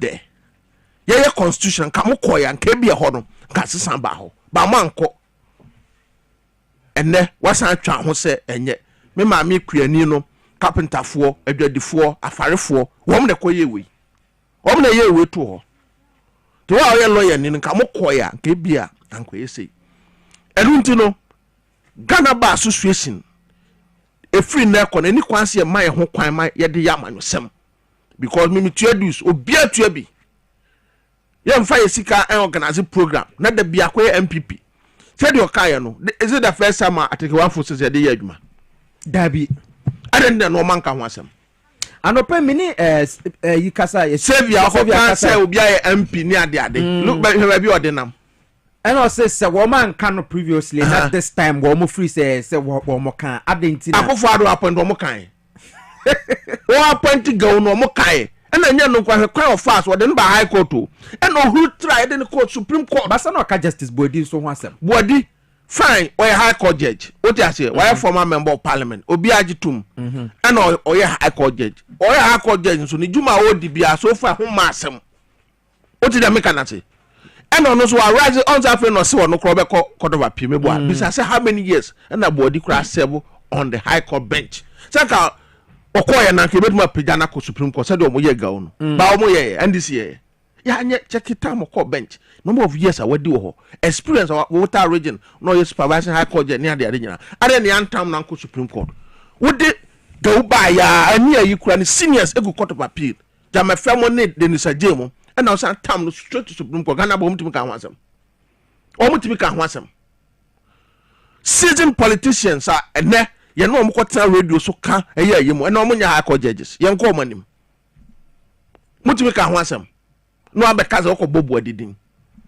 wo de no to nkyanya ye yi saloto se o mo ka ho asem ye yi even judges ye yi won bebre o mo ka ho asem adentine na de ma me we de na mo ka ho asem o se fair na ase chesen o mo on ye lawyers we are servants of the law nti da bia me ka so ye lawyer ni na o make argument you base it on the law constitution o mo nchire fa ya buso what did they make na say what is fair then ye prepare ye ka se fair wo de o hu ni say ye fair no me hu ni say ntisa and am the so ka said o say judge de o de ne so de mra ba ye adwuma but when ma me kan cho judge adwuma o mo ye no about 90% is about what we call discretionary power sense of interpretation enuntina 7 judges o mo nyina mo antran law school dem I don't know bitimi kwa no bi kwa it tells you say your background your philosophy influences the way you interpret the law. Yes, exactly. To me kan jam say I told him me am tell me ndc ni me dem kwotena ho na asem na fa ndc ho me nua be den say me kwatia no ne nipa ko check 704 no ga no nka ho bi da ba no timi tutia ne party da adibo wa say honest o say emotions the emotions o say the emotions asem no kwe ka ye nto sebe no kure wo mpa no fa okay we de na ba high court no problem o qualify na de na ba anka wo yenja no na status ko won famu ano promote no wo de ne ba na wo san man so bo ne tra court of appeal de ko supreme court Ghana bo mtimi ka ho asem ebra chief justice ma mi dadai what the phone call transfer judges Ghana ba no munim bi aso mo ka ho asem judge bi obedi asemati attorney general bi ani a transfer no omunim some of the judges been complain to them omutimi ka ho asem judge okuje pasem omukọ ogbo mugane man so straight to sunyane o ka opuni case judge jima ose no asem no meden me ba bedin foforo omo se da phone call na ma me de transfer ko kuma ase phone call no de transfer no mo tikroma mo ka ho asem so what you say entu betra be ka say uko my example say gawasema it doesn't come in at all. It doesn't come in. Go I a former parliamentary candidate until we're politically exposed to say we na but then what didn't buy na ani na no na usan peja no de call Supreme Court. And to be let's say or your party member until person man undue advantage. because now senior for court of appeal one few be one man so from high court straight to supreme court bible crash wa die nyina ho kwan nyina ne fata yo enu ntino de ye kan say Ghana ba no enu hwe ye to about Kumasi last year e no manye wo ho politics na no mo de ye gas obi ahu ye it was vote on political lines because na candidate obi anim so be won no last year no the politics be frefra no e o ye ndisi ni na say I'm telling you Kumasi former Greater Accra Bar president obi anim say he was very active kono na duma no bit ma je and some of their own colleagues they were fighting say we need politics but my more example we Raf Kennedy Nia he was I'm telling you the massa we need politics asem they use politics omu say the name fa no last one na politics no ogda memo ene ade adom de omo ye adwuma atoni je no ahyepo omu nyina mu pom kotoma we one ye massa I'm telling you machinations nti maame no omo bede na oye maame no bede na oye ene obegina asem do timi kai onkotu mra e kire president wa anyafe onkotu mra no otumi kotu law baako enu ntino ye kwaya nim no e association professional association a obi atu adus party bia nipa wom first no omo sori a na omo se NDC omo anko school e na MPP a lawyer for party omo lawyers no mu ahen na law certificates omo classmate no am omo classmate we o ti ase tell my swa for example omo say oh with carpet so it radio nanado and na okọ law school ni cases omo mbo bi ni ntie and ombo bi ni ntie ewe ade on di cases we dey bin share ni cases no what you say when say ahone pa we enkasa so what you say oba Ghana ha omo amra no omo nimu a omo abo amra no bit maka say omo aye NDC a omo ho so omo bro mo ase omo na ni mra no omo fanye dede so what I don't know who you see parliament former MP for dance asokwa keti ha mo cross e kwahwehwe ne records mo because some kind of parliament chair say he's not even a proper call lawyer in Ghana ade den okay awrefi say temo ne attorney general ya omunya debater na omo yese we ha na ye senior ono be ka say we bi say so no call e call in this year Ghana School of Law 1995 we say ono de oba ya na omo anko ayi and attorney general we ka say no any o say hwehwe because under law no we free him from background na e wo say ye do fast system ko post call e wo Ghana School of Law wa pass na ya call you think of we bre na say e ko ye omo yim pa na they are not qualified lawyers in Ghana but that time no omna na jafa and no ye kululu abi mo do papa mo certificate ni ade and they call it wo it's going forward no free Ghana Bar Association say ya pricky o mo ama womonda enu ade sie na ya numguase on them ma me no kra amfede sambe ebe rebate nya numguase on you ase wato no jenu akade na nya no kre unti kro ma me ba hwe wo bi say no question salfo obi a file case 4 years want man free case no but parliament another arm of government akọ sit that take a decision that day na what me organize ya press we wan janto de ya to parliament so na ka je ni pa ya akwadare okroma tin so to na want ade che hu se form afọ aminia ana en kwada o want be wa me ka se bia ye pese we are not truthful wo mo nyina ko gina so dam ko kanyamesam ebia ne trotro asem ya anope na me ami ade bo wa do that nyina ko gina so dem so so as wo ma sad no but reset na agenda de be bo wura ba bia yenja wo mo nse no ene mo mbo wura transport sector ba bia ho sie wura me no ka se onum de enya hongo onum se guta ayi se si am no ka se Ghana fo a omo didwa akọ counter ne ade a Chinese fo ne ade a be gum retail business ni kwa so omo ye no masa am no ka se me ba course am nya de course no nye trade minister GIPC Ghana yesramo pa because nyankopon da Roma mampani mahama atoto norma ama norma mu aba fom inflation ko fom CD ahode asori agina kakra kra mo pa say there be yenja mu kakra president cast okay sanete there ye jamu kakra ma sisi a en na 11 12 mu so that say na mom business na eba no China fo no ne ahoho na be gum Nigeria fo be jam don komi Ghana for komo adwuma kakra krombe na ja ya reserve ama wo mo no se wo mo nye na mfaso kakra no me no ka sei anopa ese yesi nya asem keto ho na ni nyina mu Ghana for no bi so ta kire o ja ye Ghanaians no bi ta kire a wo mo spearhead obi kura na oh me store me kuro no why will you do that then na be yesa didn't na obeyesa ba ko bi ono mo pass Nigeria ni bi o ma ye intimidate no se store ne ye ne yere dia ne ye Ghana oh say no de be ma ti e be sre sade no ye mpanimfo fo mo nansi fo mo sanko obi o makọ but o munya hint no nti bebre na o mankoto o mo enna no pa am no ka say enye ize wo ho sa me na me ba ya na course e ba. Okay. So the best young for Nancy for more. The Ghana ba ne de minua. Omo de politics maybe a but this time yen transibio. Yen neutral. Who be your politician? No problem. Who go jina political platform? Say no go politics. Ye be share ho ani nyina yaka. Attorney General on the leader of the bar. One the leader of the bar. Na papa no so onye obi sa akwa o. Suamra no. Wo sa kiremra no otemra na se. And wo hwenwa presentation no more boss wa na just say any kakeke so that's here now the chief justice the one for social electoral commissioner Dabi let's look at both upa entrance analysis the effect of mean between the see memoir wo I see be no emudi dey say na judgment of a court and a Dubai but bisa ba was akosu mudu do say na nye abato ho so na Dubai. And the whole electoral commission, also a lawyer, the advocate for democracy. I know they're young.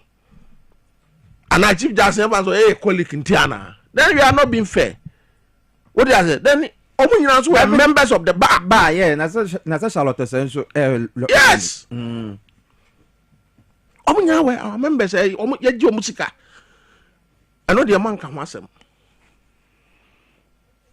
Asemo. Antimania. Omonimo buasi Sylvia can see no obre na dwuma de amana no ade ase obre ni hwe ka e also try defending kofobi no my question is not aware yenim say yenim I mean back the scene yenim obi a ene ne perception na ade ba me da bia maka sa ade a me mpe no me nko ka ho asem da o force me kra me nka I will better leave the scene. Okay, mama ko Derek my mintie on this CJ issue and the reaction from the Attorney General yesterday.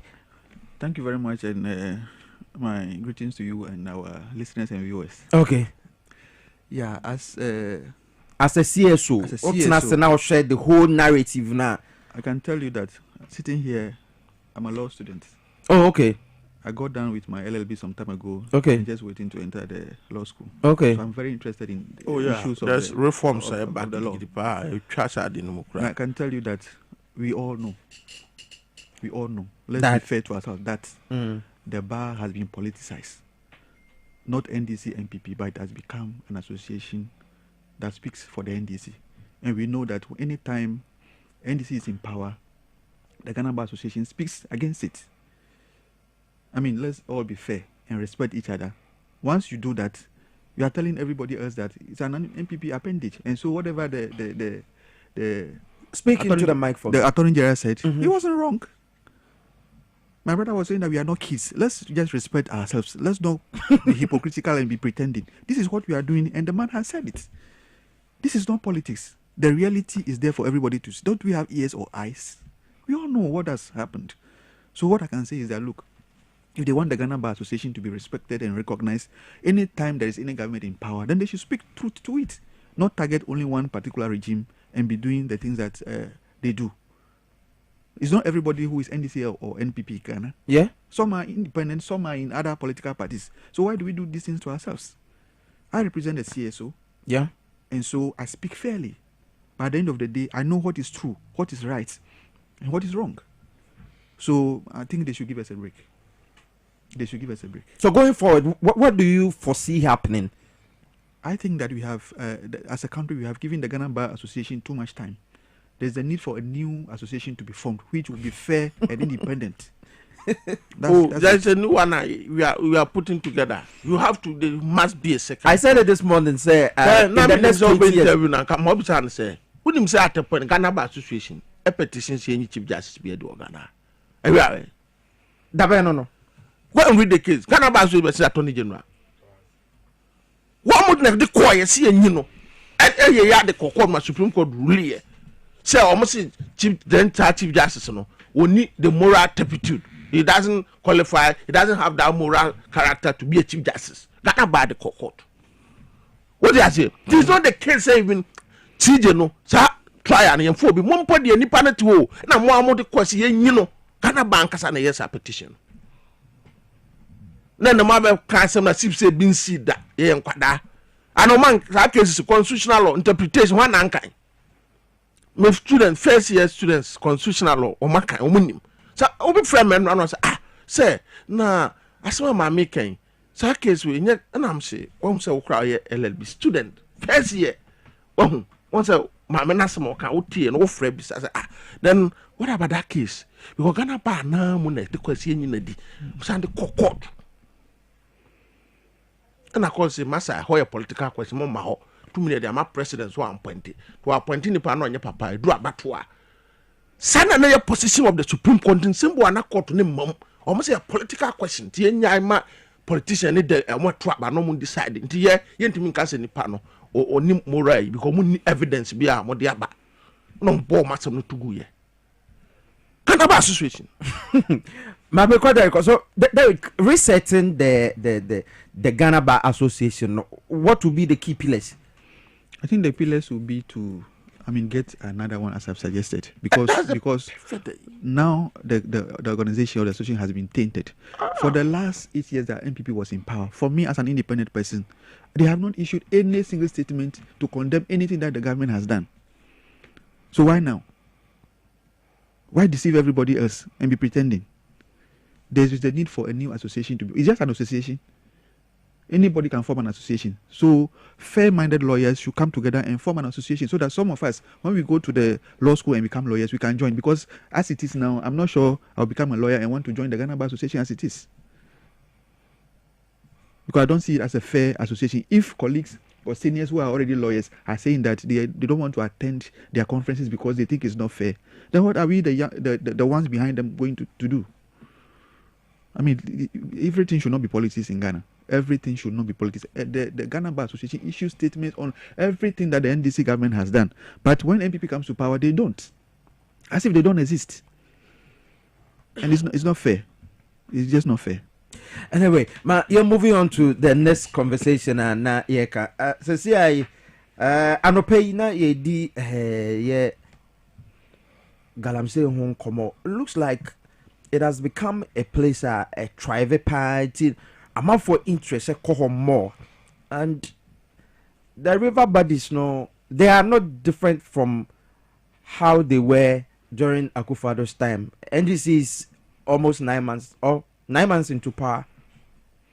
What do you think is the main problem or the hindrances to the government's fight against Galamsey? Because the IGP had a team. We don't know what happened. They were recalled. Now they say Naimos and a whole lot of stuff happening. Thank you very much. I think that what we have to do as a people is to commend highly the government for the effort that is being put in place to fight Galamsey. Galamsey became very pervasive in the last 8 years. I say I don't speak tree, but let me remind you of something. When in 2016, Akufo-Addo said that Yetisikasu and Akom DN, that was how Galamsey was opened. So a lot of people saw that, so that is what he was saying. So when they came to power, they went into the bush. The money that they were sitting on, they decided to excavate it. Do you understand my point? Yeah. So for me, that is what I say is the beginning of the destruction of our environment and the Galamsey. So but Galamsey existed. I grew up in a mining area in the mid-90s, early 90s. Galamsey was there. The water colors were not changed at that time. They were not doing the alluvial one that they are currently doing. Galamsey has been there all along. But the Yetisikasu, when it was announced, the people went agog. Everything became destructive. Let's be fair. That destruction could not have been catered for in 9 months or even a year. And it's a process. the government is working very hard to make sure that those things are corrected. We cannot say that Galamsey has become worse. Of course, it has not ended, but there are actions that are being taken to make sure that it's curtailed. So when people... Is it the repealing of the LI 2462? No, not just the repealing. We see people all the time in the bush. The Gold Board is very, very... working very hard at the forefront. Yesterday, they said they donated some cars, some vehicles. Yes, some 5 pickup trucks. Yes, a task force has been formed. The Plus police, 5 million Ghana cedis to the task force to support its work. Yes, the police are on the ground, the military are on the ground. That is what we call fighting. Under the Elsewhere regime, what did we see? Excavators were being shared among party folks and they were using it to destroy the environment. 9 months, 400 excavators have been seized from the miners. Yes. And is that not work being done? How do we think that? Do you think that is enough? Yes. Looking at the research that you've done from your sector, looking at the impact these Galamsey activities are having on the sea. To be very fair with you, as somebody who is interested in the maritime industry, the blue economy, and the water bodies, I cannot say that I am wholly satisfied with whatever is going on. But I appreciate the fact that effort is being done. Under the previous regime, we were making all the costs, crying and wailing. Things were just happening and nobody could talk. Those of us who were even talking, we were being victimized. There was Operation Vanguard. And nothing came out of it. Operation Galam Stop. Nothing came out of them. Eventually we heard that, some of the security forces were even compromised. They were involved because they had some backing.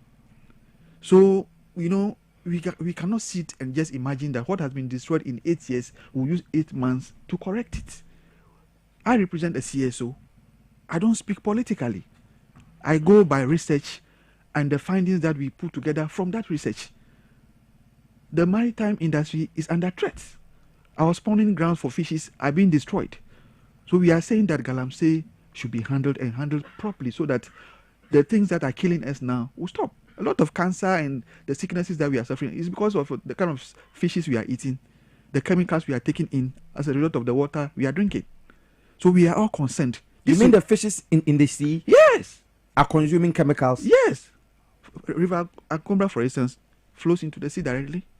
Yeah, including the pra. Yes. And so the fishes in the sea, they take them, including mercury and other chemicals, strong chemicals. So these are not political issues. These are sensitive issues to human health. And so we have to just be realistic and say that, okay, this is how it started. This is where we have gotten to. And let's look at how we can proceed, how we can move forward and not be pretending that, how come this government has come and in the last 8 years and nothing has been done. Who says nothing is being done? We are behind and we are watching what is going on. And what have you seen so far? Apart from this NIMOS and anti-Galamsey task force? Apart from that, I see a lot of commitment from the government. The president... Akufo-Addo said more than what Mahama has said. That is why I said when Akufo-Addo said Yetisikasu, the NDP followers were waiting for him to win power and then they were going to take out the Sika. And they did exactly just that. Is that not what they did? The former Central Regional Chairman, what happened to him? The regional, the environment minister, what happened to him? He had to leave the scene because of Galamsey. So what are we talking about? Why are we pretending in Ghana? Why are we pretending so much? You think Ghanaians calling for government to intensify the fight are pretending? I'm not talking about Ghanaians. I'm talking about the NPP people who are saying that the NDC is not doing anything when they sat down for the whole system to be destroyed. I am not saying this politically. I'm saying that they should stop lying to Ghanaians. They should tell the truth. Let's be fair to ourselves. That's just all we are saying. We cannot use one day to correct what you have destroyed for 10 years. It takes time. It takes some processes. And we can see that things are being done. It's not me saying it. You sitting here, you also observing what is going on. Actions are being taken. Of course, people are adamant. People are not respecting the law. People are doing a lot of deviant stuff. But action is being taken. And we are seeing some results. We are seeing commitment and genuineness to fight this Galamsey. All right. So why can't we appreciate it and hope that they do better? We cannot sit down and say, the NDC government has done it all. No, we'll continue to be hitting hard that they should do what is right. And we'll do that until the government, is able to solve it. And we believe that they can solve it. We saw what happened in the past and we are seeing what is going on now. I see. Derek Ken outside the Canal or the executive director the Massimag na lawyer Kingsley Benier so has Stephen Kingsley Benier Esquire. Yes. Deputy MD at the Ghana Post. That's it. Yes. And what they say who freeze and you have to be quiet until you are familiar with this. Yes, I'm saying Galamsey Hunsam na akwe na ensheda emasro bebre. Na ensheda nye political na emfa nya amanyosem until 2016 a president Akufo-Addo call Dwabo Ase kan say ono opa adwuma mamabunu no yesi oba yesi ntino oba ombe adwuma follow up no san kan discuss enti no e ma to dey single am say yes na that do na akota na chi because it was oba and oba no so free for all obi aye bi ene magaram say no ko do stage a say now ye ho hwenye yi ye nim say issue no ye nim say fast forward ndc can say yes ye ba ye be hwe kwan pa mo de no na me hia oye say we aban mu panyin o eti wo ye ba ye to information share no ntenai wa ye adwuma me bobo no ma wa ye fa galamsey ho akiro di kan ya forming the National Anti-Illegal Mining Operation Secretariat Namos omna nra Miami boss lawyer Sabinje Mfe koche o pick up so a highly and professional organization soldier for top security in the womb and they don't compromise on their work omo boy dwuma pa e sika na omo kwa kokono yes and enya nkofo bia no mo ho yes a soldier for integrity so operation galams omo ya party boys ya dom gogo one second the Japan say on party for no mo won ban ho so bia so person ko dwane because they were interested in making money but then this we mu different nkofo all together we say that ni mo omo na what me anko influence obi leadership no kwa ni mo omo members ni mo omo ntia to random wo ho na we na yen kwa sa no mo ye no so that people cannot even know the identity. And if you are, we say about 440 excavators near CZ. In Shadow. Oh, you go to 440. Almost CZ across the country. 440 excavators. Almost to you. Oh, Ebinyrai. Oh, 440 excavators. It's over the bed. Yes, and Agric minister can say here before some farming works be more. Irrigation no no dia adwuma. Yenche no here aban be use dia adwuma. And if wa yachi nipo over 1400 connected with Galamsey. 1400 do draw na no at various stages with prosecution. We are lawyer 400. Eti sa law na ye di jaili obi kwaye mine nurse ye mfan jaili no. What dwen ye o sen wo ho. Say you repeal LI 2462 ebetumi aboa ma no ela no ni enka ho eno ye just regulation bambra na the main act no ho I was amended under President Akufo-Addo here it is the minimum is 15 years a harsh one nti no eye kofo ebre omo go through the processes work court to dey as I say try I take it on I say mu jeli o ma Ghana police for yes I mean sure say update beba from Lands and Natural Resources Ministry where you from over 300 chamfan machines and almost seize on ade back wa obetime aye the first step is to try and seize one apparatus on the operating what is am asem to kwasi now of course okopata then also first answer will try to disarm them so that you can take control anya sa now so ko ne sen wo kwa oto na so to se ne to kwa na e ko no enti se timi excavators itimi eje chamfine enya no nko a excavator se free baby neba aba no de nhihye ato why na am no kasa untimi nyi excavator free port ema se na nsa wote nanka propaganda bi ba some of the media houses and quickly DBL and Minister of Transport ever clear excavators no by Sizigu port tema na why congested no see move ko pema camp to e move ko no e bi mega oh ye ja wo mo ne ade na ministers nya no kre okoli di media mu bi o mo ko hwe tie Sizigu ho wo say exemptions wo no obi ya na ye ma ne fanko say e be a big push abamba nkwa akwan bebre ko so the contractor bo obehia machines no dey adwuma dey say fa document bra oba na you verify it then we give it to you and you know you one major year aban no twemo ntimanye but this time no president through the Minister of Transport omania briye untimi mfam twom you can't you beje ndo ba na your contractor ampa and a mining companies ampa na do document ba na verify then release to you two tracking devices yɛ de abɔ ho national signal bureau ɔmo adwuma no kanoma no ma wei nti baabi a ɛkɔ bia anim nti ɔsɛ wode kɔyɛ kwan wɔ me kurom ebi akɔ ebibie ni kwan san so tunkuro nu akwan we contract ne de amo asɛ kɔ na wode kɔsi wode kɔ baabi kɔ galamsey quickly ebeba aba be gi machine because one fan kɔ the intended purpose and here one of the major progressive a year aban we dey aba aboa ma ye kebo because machine dey kɔ ye adwuma nti sɛ wanya machine now already the season so how will you operate nti no so ya de hia pa yi 900 water pumps and no so ya sisi only water pumps they dey bon so no e dey hohoro no so ya sisi 900 I wo ho person verify ya and am dey come agric ministry no ebi ka ho a ho be use bi a ye dey be yes education ade ye hia bi dey farming ye nyina ya for emo ni ade a me ye be ye mo adwuma sei ni nyina wo se ye hia bi dey adwuma so ade ase farming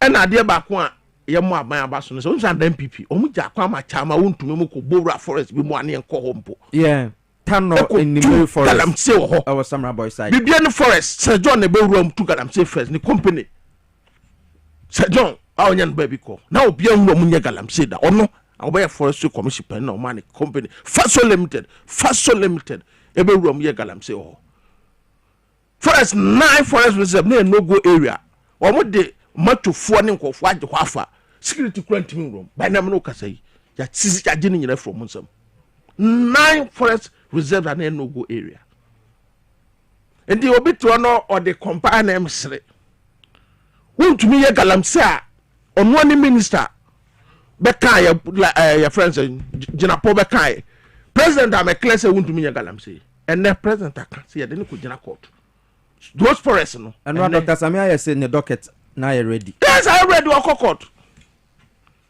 what you say na ya je and a major achievement ebi kura wanum say ye buy ne nkofo no bi kura ko bowrom bam no ka say president say no aduma na ye no we yan this no yan people no ye say ma onye ya pam obia enam no ka say under control ebi kura ye prepare to do a yomo level ho ne ade a wo be dua nnua ne ade that is at the state echo and what you now see hu ya na ebi aye mo ho dawro tracking system aka and happens you be review the Minerals and Mining Act na be bu ho no me bu proceed no ya tenten no so I say you be create special courts for dealing with illegal mining cases in Kwa so be bit ma fast track because obi say ya jailing you be 15 years e be ma no kra on tempt say okọ by the say be say won't ho asem because normal court process do akọ court on case ni do so ti na mo ba you say 1 man time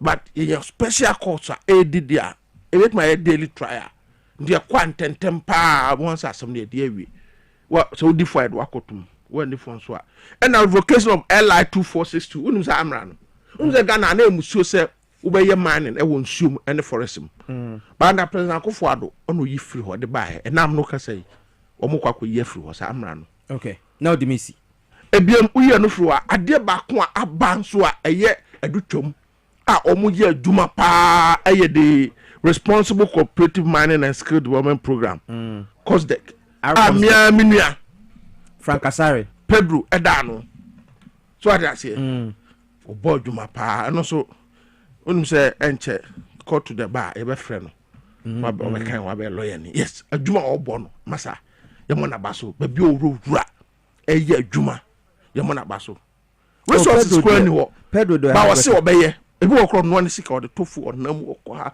no owuram ye be ton ade ba kwan hwe ne se nkofo na ye man na se ye pamomi have you thought of omo ba fiade no be eno ne the magical way dey ba obo ho a ebi tuma kire no adwuma alternative livelihoods eno na ba no and we na be capture ebe hwe wo mo a eye adwuma ni nyina o mbisa se ye jaye aye nkodidi ne ade no ye be ma wonsa no adwuma okay eno ntimi nua within this short period I deal with no Mampani Mahama in the fight against galamsey clear Akufo-Addo ni MPP antimanye for 8 good years but they were doing the galamsey what you say Professor from what wanka so mu ko meeting say party here ska so mu obi anko ye adwuma what is the President Mahama Kabi When you want to media, what you make a casagalam say, Rust to saw ya, ma, or do a microphone to me a bono, or to Mrs. in the camera now.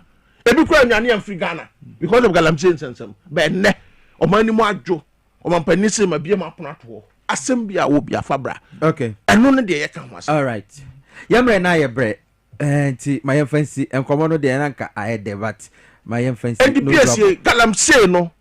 What the MP to president went to say the Odi Tico. Echo to Lufthansa. Omo mayor baby. Commitment ne kura say the Miniaka no number 1. Utu say president or Kasao. I dey ba kwa papa me dey pen answer say o kan no kre. Oh we a leader now we are honest. And the man kofo nya gidie wo mu. Enu ntina president Akufo Addo kan asem kwa na Ghana fo nyi ne no. Because no ndi no kre. Mo mampani aka o state of emergency. We can say oh my na say what chemo bi ati say one state of emergency last resort. That is say bibia fail. But where this pragmatic measures are maybe who say any effect or the fight against illegal mining. Great. Meda say anope say your friend what you me aba Kingsley Benier Stephen Kingsley Benier Esquire. One deputy managing director de Ghana Post. Lawyer ni Sefini this year now turning Kano Sansona Minua Derek what's the name in Pobium Albert Fiatui. Albert Derek Fiatui, one also executive director at the Massima. Ganope, thank you so much for joining us. The Jumadi no AC Mega Cash Lucky Box Ekain who been at the Jumadi e buyer. Dial *426*5# our phone so Nesaleti PlayStation which is Power FM. Your wild now no pay. Tickets no way there you bono continuously. Tickets no back be 5 Ghana cedis. So now we are now what choose 6 exciting options no choose be boxes no sika de bimo. Nti uchusu na tie ye na se sika da odi enuma na wadi sika na ewom no ebeba omomo no so direct ontwan ma obi amefrew kai hunu say wo NL Caritas platform no so Mega Cash Lucky Box wo be didi peche ama obi nso asan adibi agbozo eba clinic sisi yade na se STD sana se bema wa yemre wo mpembra ya so ye wo kwahyeman ye ben ahemfie no frɛ 0241750282 0241750282 kwahyeman na ye wo ye ben ahemfie no nti adaworoma na wakɔ akwakɔpie mu wɔ hɔ na mu yade bia obetumi asan yare tema wo community 25 Savannah Junction hɔ apɛ me sorry so asadakɛse ma team ni nyina NK Obrempon na fe Ella na camera crew Wilimo ya mu nyina se me pacho MC or was sahwe anwea so bekwai bibiani anwea so bekwa MC odin birthday me pacho momfanto screen so mame aka 2 birthdays be mesremo ene na yenye ne fast ye honorable Sebastian Obeng ne mfonyini ene da so no MC bibiani anwea so bekwai yankopon hira opa na udu birthday osan fine man pa ma menko me next one so Philip Boateng o boss Mbobo Livingston say ose opa wasempa Philip Boateng o ye Mbobo Livingston ninua no and your birthday happy birthday to you Philip Nyankopon Shira o ma bibia anko ye medi the PSCO Cra Boys Prefer Chief Tankers Honorable Without Constituency edi me that's why Ralph ene omrante Peter medamase nyame boa wo chena nopa yabesan ahia nyame nka obi aho na ne obi ye bia enye yie yemfa no kredi entrase na ebefa. Good morning.